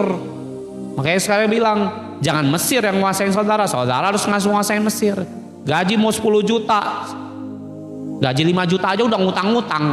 Gimana mau diberkati 10 juta, gaji utangmu kan 300 juta nanti yang ada. Loh saya pernah nemu anak-anak Tuhan kayak gitu. Gaji gak nyampe 10 juta, utang 300 juta. Coba aja mikir bagaimana caranya itu. Gaji gak nyampe 10 juta, utang 300 juta. Saya sampai mikir, lu ngapain sih hidup? Kenapa? Gak bisa kayak ngelola. Mau gaji gede 30 juta, utangmu 1 miliar yang ada nanti. Kenapa? Dunia ini ngejerat kita dengan banyak hal. Amin saudara. Nah lanjut ke ayat yang ke-8. Lalu kata Yesus kepada mereka, sekarang cedoklah dan bawalah kepada pemimpin pesta. Lalu mereka pun membawanya. Nah saudara perlu tahu bahwa Tuhan pengen saudara itu menunjukkan kepada orang dunia bagaimana apa yang Tuhan suruh dalam kehidupan saudara. Punya iman gak masalahnya? Pak saya takut pak mendoakan orang sakit. Maju, tunjukin imanmu bahwa Yesus itu perkasa. Jangan kita teriak-teriak amin di gereja, sesama orang Kristen kita berani bilang oh Yesus luar biasa. Sama orang yang gak kenal Tuhan dong bilang Yesus luar biasa.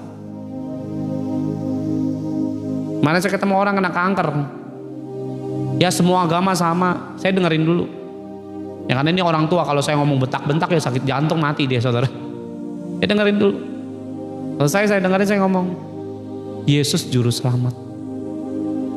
Di luar Yesus nggak bisa apa-apa. Ini orang Buddha yang saya ngomongin, bukan orang Kristen. Berani nggak ngomong? Semua agama sama. Oh enggak, cuma Yesus juru selamat.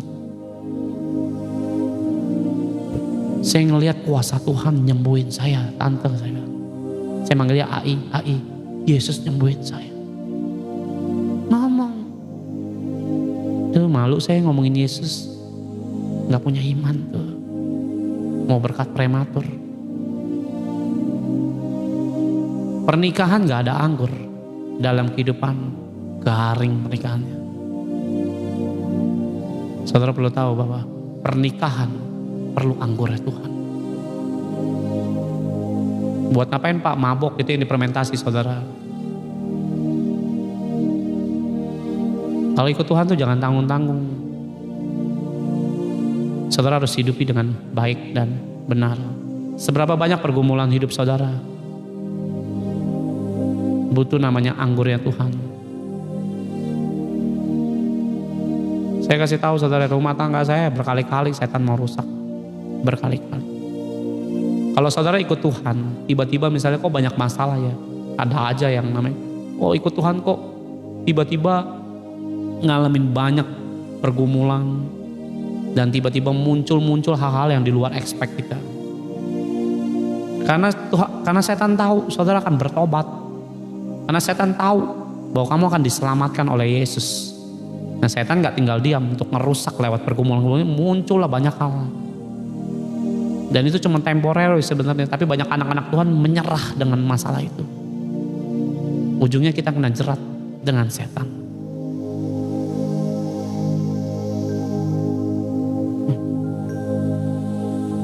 Seberapa saudara kehabisan namanya anggur? Minta sama Tuhan malam pagi hari ini ya. Ayat 9. Setelah pemimpin pesta itu mengecap air yang telah menjadi anggur itu, dan ia tidak tahu dari mana datangnya, tetapi pelayan-pelayan yang mencedok air itu mengetahuinya. Ia memanggil mempelai laki-laki. Ayat 10. Dan berkata kepadanya, setiap orang menghidangkan anggur yang baik dahulu. Sesudah puas minum, barulah yang kurang baik. Akan tetapi engkau menyimpan anggur yang baik sampai sekarang. Orang yang ngundang Tuhan, nempel dengan Tuhan, hidupnya akan terus nasibnya baik selama-lamanya. Dunia, ya kalau orang dunia, pelayanan di awal saudara bisa baik. Lama-lama kadang-kadang kita keluar dari kasihnya Tuhan, mundur, muncul jenuh, muncul namanya kebosanan, muncul namanya sebuah namanya udahlah. Capek pelayanan, keluar yang apa? Tidak baik. Tapi orang yang nempel sama Tuhan, Yesus kasih ngomong apa? Orang dunia ngakuin pernikahanmu ngasih anggur yang terbaik sampai sekarang.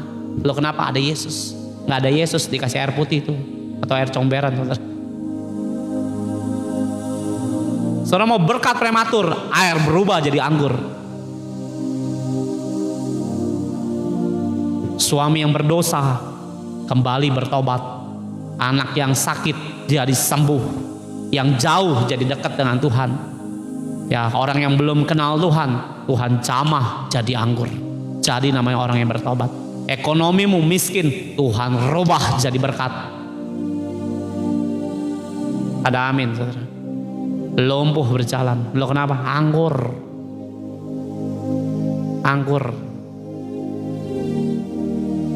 Ada Yesus, masalah dalam rumah tangga beres. Kok saya nggak beres-beres pak rumah tangga? Kadang ada Yesus. Saya gereja pak, buktinya nggak jalanin firman. Ada orang tanya sama saya, Pak, kira-kira rumah tangga saya kenapa pak?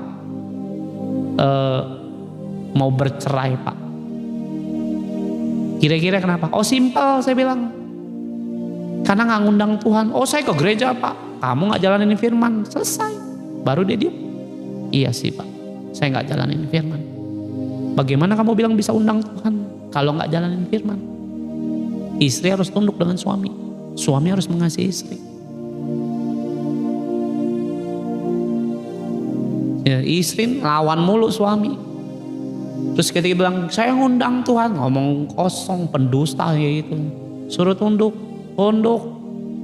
Tapi kan dia mabok-mabokan, Pak. Tunduk. Pernikahan itu kepalanya Yesus, bukan suamimu. Kepala rumah tangga siapa? Emang suami, tapi kepala Yerusalem Yesus. Tunduk. Tapi dia kurang ajar, tunduk aja dulu. Nggak usah mikirin dia kurang ajar nggak kurang ajar.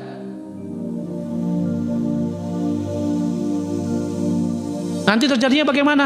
Air dirubah sama Tuhan jadi anggur. Yang kelakuannya busuk disikat sama Tuhan jadi bertobat. Saudara mau ngomelin mulut mama congor mau putus, saudara ya. Mau mulut kita ini sampai doer, saudara, ngomongin manusia, nggak akan bertobat, capek malah kadang-kadang. Kita lelah dengan semua kehidupan yang ngelihat pasangan hidup kita yang nggak pernah berubah. Betul apa betul? Saudara kan banyak alami kecapean. Kenapa? Perannya Tuhan kamu ambil.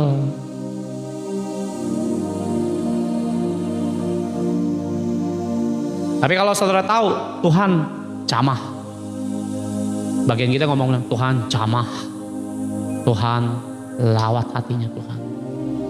Engkau pemimpin rumah tanggaku di atas segala pemimpin.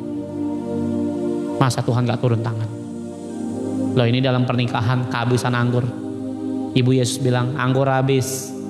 Mau apa kau daripada engkau? Ya lo taulah Tuhan harus ngapain. Waktuku belum tiba. Maria ngelengos saja. Percaya pasti Tuhan tolong. Percaya pasti Tuhan rubahkan air jadi anggur. Masalahnya saudara tahu, Maria ngomong sama Yesus, saudara ngomong gak sama Yesus? Pak, saya cari pendoa Pak. Masalahnya itu kadang-kadang. Kadang-kadang kita disuruh berdoa ngomong sama Yesus, kita gak lakuin, malah nyari pendeta.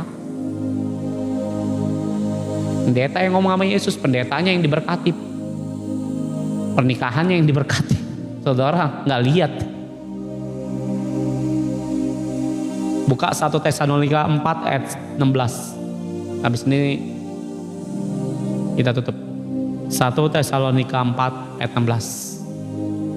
Sebab pada waktu tanda diberi, ya, sebab pada waktu apa? Tanda diberi, yaitu pada waktu penghulu malaikat berseru dan sangkakala Allah berbunyi, maka Tuhan sendirilah akan turun dari sorga, dan mereka yang mati dalam Kristus akan lebih dahulu bangkit. Saya tahu ini tentang kedatangan Tuhan, namun dengar baik.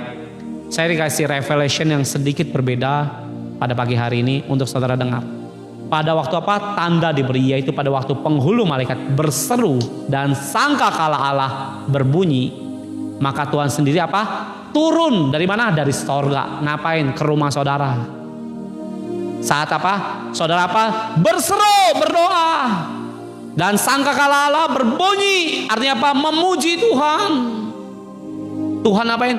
Turun.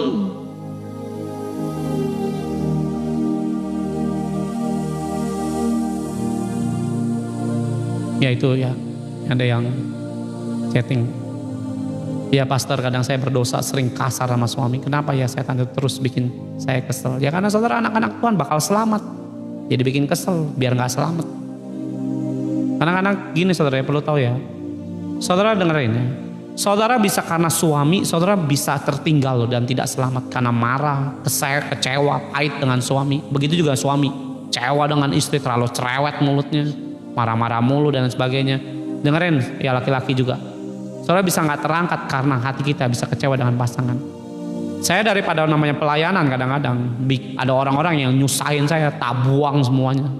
Kenapa saya gak mau kepahitan dengan kayak gitu-gitu. Kenapa saya tuh orangnya gak tengaling-aling. Mau melayanin gak buang sekalian. Kenapa saya gak mau mikirin orang dan menyusahkan hati saya sendiri. Karena nanti jangan-jangan saya bisa gak terangkat dengan masalah-masalah gembel begitu muncul dan ngerusak roh saya. Serius. Pak, tapi kelakuan dia gak bener Pak dan lain sebagainya. Masalah bener gak bener bukan urusanmu. Nah kamu marah-marah juga gak bener di hadapan Tuhan. Ada sering kali kita dalam rumah tangga, suami saya gak bener Pak. Memang kamu bener di hadapan Tuhan? Gak bener juga, orang gak berdoa. Gak berdoa juga gak bener di hadapan Tuhan. Nah sering kali kita nuduh aja kerjaannya. Sini Pak, kamu gak lihat diri kita. Tuhan bilang diem, tinggal diem. Aku yang bertindak. Gak usah Tuhan, aku aja yang bertindak. Capek kamu. Tuhan mau bertindak, oh enggak dulu Tuhan, saya aja. Betul apa betul? Nggak berubah-berubah, ngambek tambah ngamuk kamu sama Tuhan. Biarin sekali lagi Tuhan. Tuhan bilang aku yang kerjain, nggak usah. Aku aja tuh. Sombongnya manusia tuh begitu. Sebab pada waktu tanda diberi, ya, yaitu pada waktu penghulu malaikat berseru. Ya malaikat berseru, apalagi kita ini di atas malaikat loh. Malaikat itu pembantu kita. Loh kita yang ditebus, malaikat gak ditebus. Malaikat berdosa buang neraka, kita ditebus. Makanya malaikat ngiri sama kita, karena kita anak ciptaannya segambar serupa dalam kemuliaan Allah. Apa? Berseru, ngomong, doa, Tuhan tolong aku Tuhan. Ya, sangkakala Allah berbunyi, naikin pujian, maka Yesus sendiri akan turun dari sorga. Bukan malaikat yang turun, Yesus sendiri turun. Zaman dulu yang turun tuh malaikat Tuhan, malaikat Gabriel terus yang muncul untuk nyampein pesan Tuhan. Saat saudara berseru, berbunyikan nyanyianmu, maka Tuhan sendiri akan turun dari sorga. Dan mereka yang mati dalam Kristus, ada berapa banyak hidup dalam Kristen, hatimu pahit penuh dengan kemarahan. Bukankah itu kematian sebenarnya? Ayo, saudara bisa lihat Kristen, kok saya bangkrut Pak? Bukankah itu kematian keuangan? Saya penuh dengan hutang, kematian akan uang.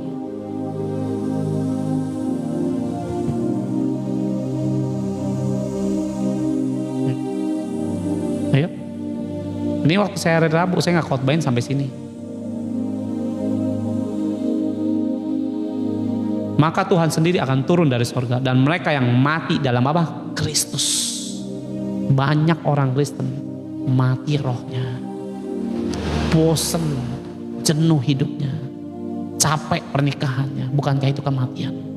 Capek ngurusin anak yang bandelnya luar biasa, capek ngelihat namanya usahaku gak pernah bangkit, capek ngelihat hutang terus Pak tiap hari, capek Pak digedor-gedor debt collector tiap kali, capek Pak lihat sakit saya gak sembuh-sembuh. Bukankah itu kematian?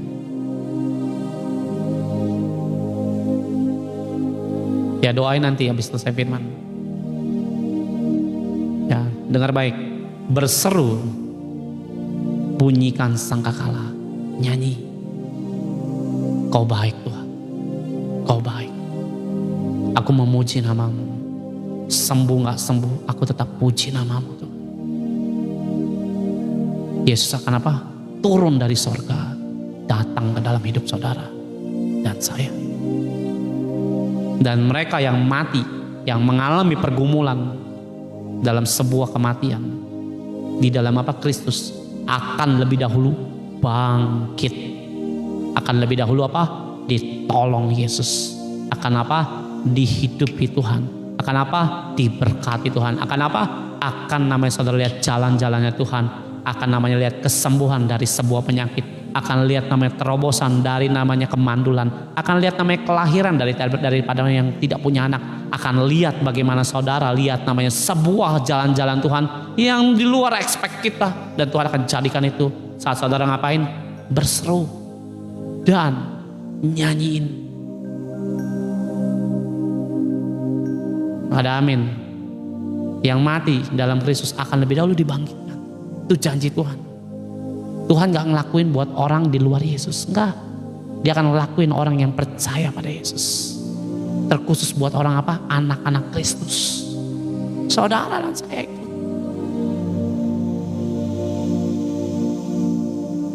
Mau bangkit? Yuk. Dengerin saudara ya, ayat yang ke-9, mundur dulu. Setelah pemimpin pesta itu apa? Mengecap air yang telah menjadi anggur itu, dan ia tidak tahu dari mana datangnya. Tetapi pelayan-pelayan mencadok air itu mengetahuinya. Ia memanggil mempelai laki-laki, ayat 10, dan berkata kepadanya, setiap orang menghidangkan anggur yang baik dahulu, dan sudah orang puas minum barulah yang kurang baik. Tetapi engkau menyimpan anggur yang baik sampai sekarang. Dengar baik saudara, orang yang nempel dengan Tuhan, anggurnya gak akan hilang. Kenapa sih Tuhan mau merubah air jadi anggur? Tuhan bisa loh. Ini bukan urusan gue, bukan urusan saya. Yang nikah kan kalian, bukan saya. Yesus belum menunjukin mujizat, apalagi dia punya alasan, belum waktunya, Tuhan belum suruh kok.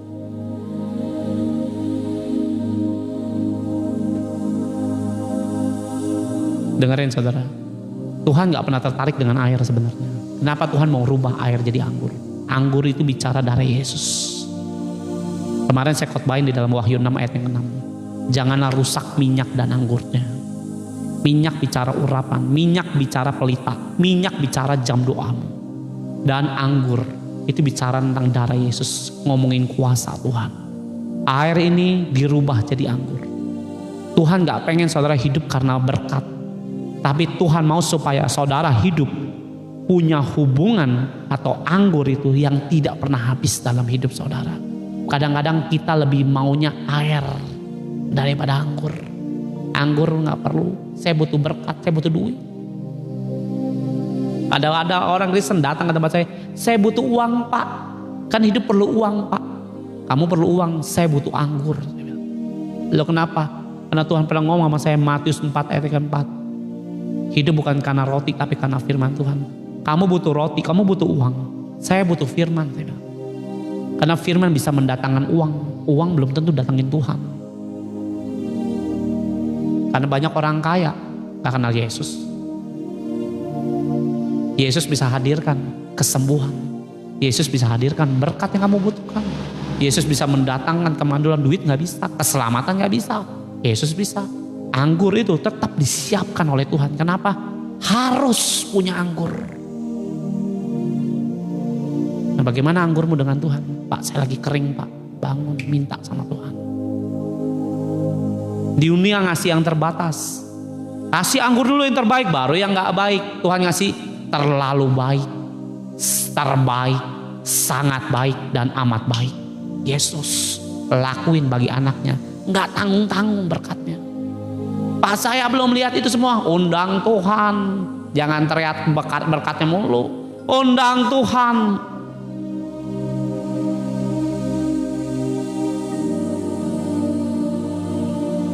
Amin saudara.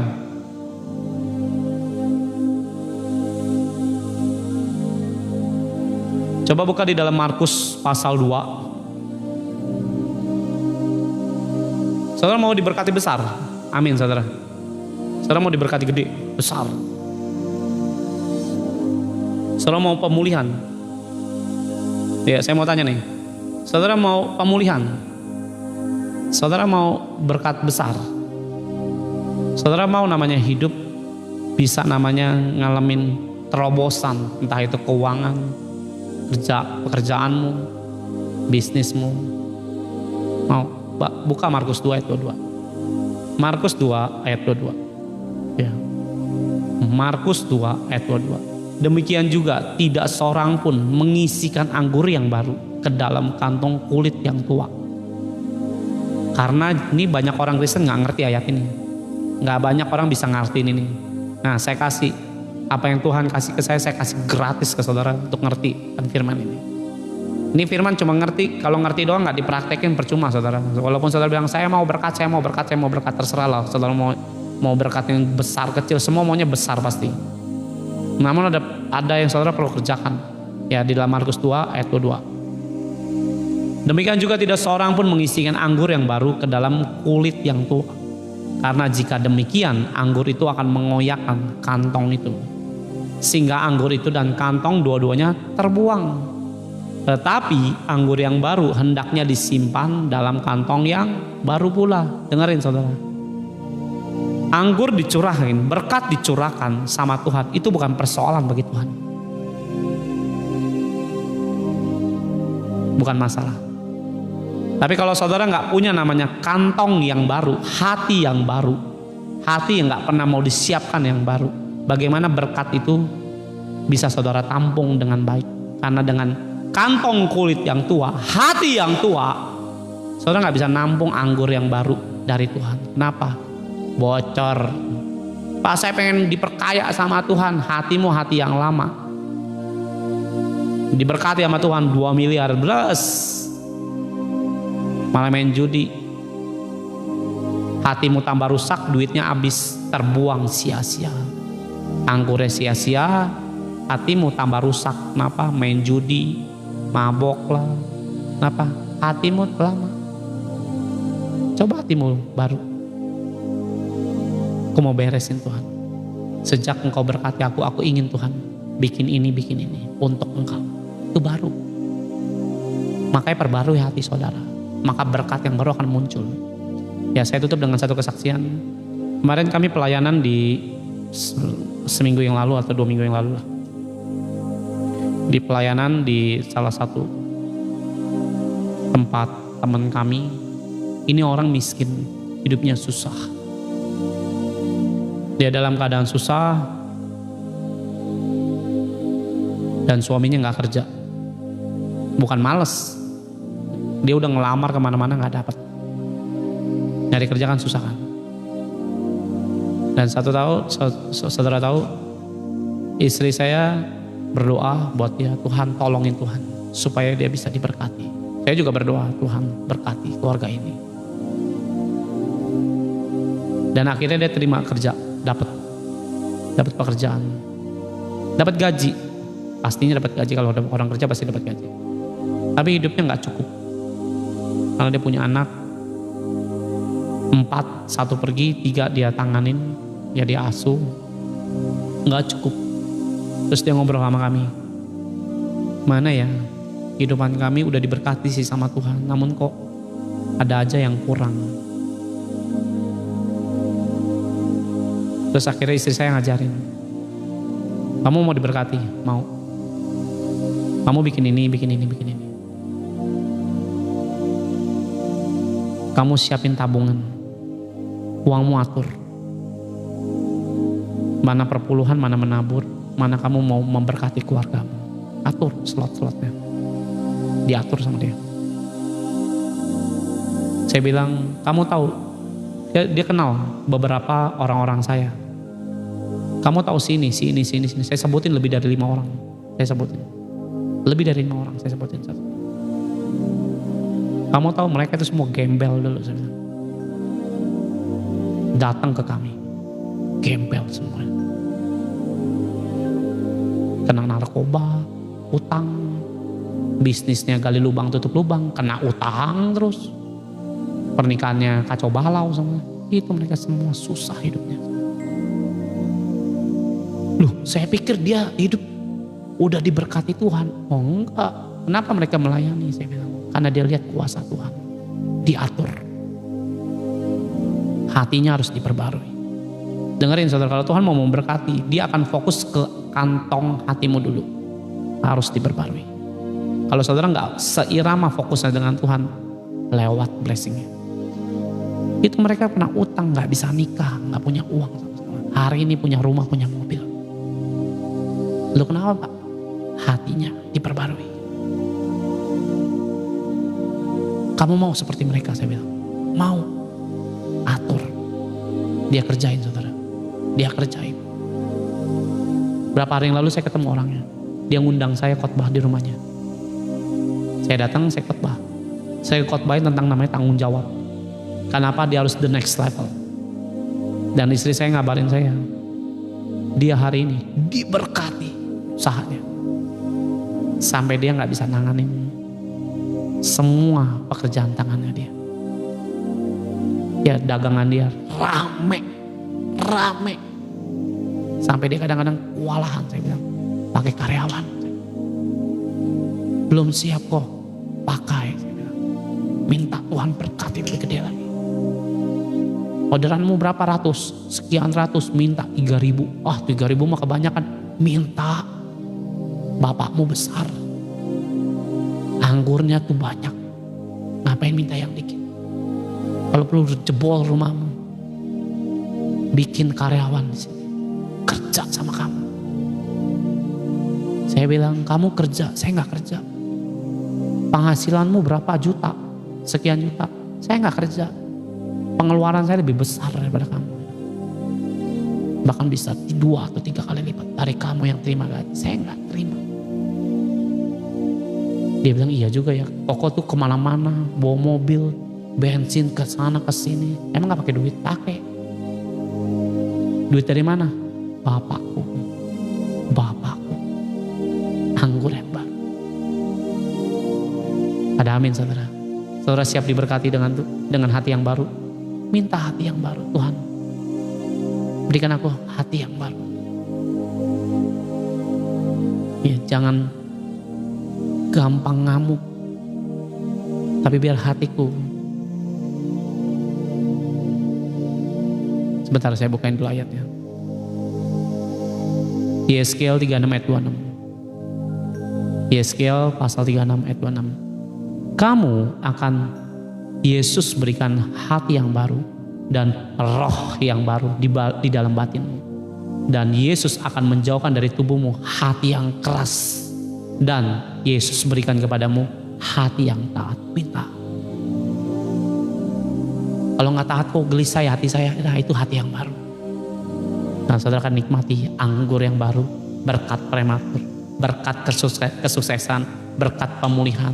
Berkat pertobatan. Berkat keajaiban. Berkat yang saudara rindukan terjadilah di dalam kehidupan saudara. Hati yang baru. Undang Tuhan dan terimalah semua janjinya Tuhan. Saya khotbah begini bukan ngomongin khotbah bagus-bagusan saya khotbah. Enggak. Ngalamin saya. Ngalamin. Ya berapa bulan yang lalu saya bilang Tuhan berkati aku Tuhan. Aku ingin bayar ini bayar itu. Tolong Tuhan aku bayar. Berkati aku. Gak lama ada orang transfer berkati saya. Blek. Pak semudah itu Pak. Semudah itu. Makanya undang Tuhan. Loh saya harus bayar tuh banyak hal loh. Istri saya harus bayar ini, bayar itu. Banyak hal. Saya sama istri saya gak kerja. Gak punya perusahaan, gak punya kantor, gak punya toko, gak punya. Ngapain Pak? Layanin Tuhan. Undang Tuhan. Loh saya bisa hidup. Kalau saudara merasa saya kerja kok punya utang. Nah ayo mikir aja sendiri coba. Saya enggak. Kenapa? Tuhan harus diundang. Di hari ketiga, tepat pada Yesus datang, tepat di situ masalah muncul. Tepat saudara punya masalah, Yesus hadir. Mengatasi semua masalah yang saudara hadapi. Perlu Yesus. Amin saudara. Percaya katakan amin. Ya terima kasih firmannya selesai. Saudara yang rindu memberikan persembahan bagi Hineni Ministry yang saya jalani dengan istri saya dan beberapa adik saya. Saudara bisa memberkati kami di sini ada nama, saudara bisa klik nama atau gambar saya. Di situ ada nomor rekening, saudara bisa memberikan persembahan. Saudara bisa namanya memberkati dengan kerinduan saudara. Ya saudara bisa namanya mendoakan terlebih dahulu setiap berkat saudara terlebih dahulu. Yuk kita berdoa buat namanya pergumulan saudara. Apapun masalah saudara, saudara bisa angkat kedua tangan saudara dan saya berdoa. Tuhan, hamba berdoa Bapak, hamba selesai Bapak menyampaikan firman pada pagi hari dan menjelang siang. Mari Tuhan, kami tahu ada waktumu Tuhan. Kami tahu akan namanya ada timing of God. Namun kami percaya Bapak, Engkau yang mengajari hamba ya Roh Kudus akan namanya berkat prematur. Mari Tuhan lepaskan berkat-Mu Tuhan. Kami tahu memang manusia kurang sabar untuk menerima berkat. Tapi tolongi kali ini Tuhan. Agar anak-anak-Mu yang punya hutang boleh lunas pada pagi hari ini. Biar mereka bisa Bapak menerima mujizat keuangan. Berkat keuangan. Dan dia boleh bayar hutang. Dan tidak menghutang kembali. Dan biarlah yang sakit saat ini juga Bapak aku turunkan Bapak. Setiap berkat Bapak. Kesembuhan. Bukankah hamba punya kunci kerajaan sorga ya Tuhan. Kunci kerajaan Daud. Kunci Daud Bapak. Di dalam nama Yesus. Aku angkat Bapak dan aku naikkan di hadapan Kau. Aku minta Bapak apa yang aku lepaskan dengan doa ini ya Tuhan. Sorga juga ikut lepaskan berkat-Mu. Mari Tuhan biarlah semua sakit jantung, kanker, cancer, apapun Bapak, kista, tumor. Baik Bapak kena ginjal, pencuci darah Bapak.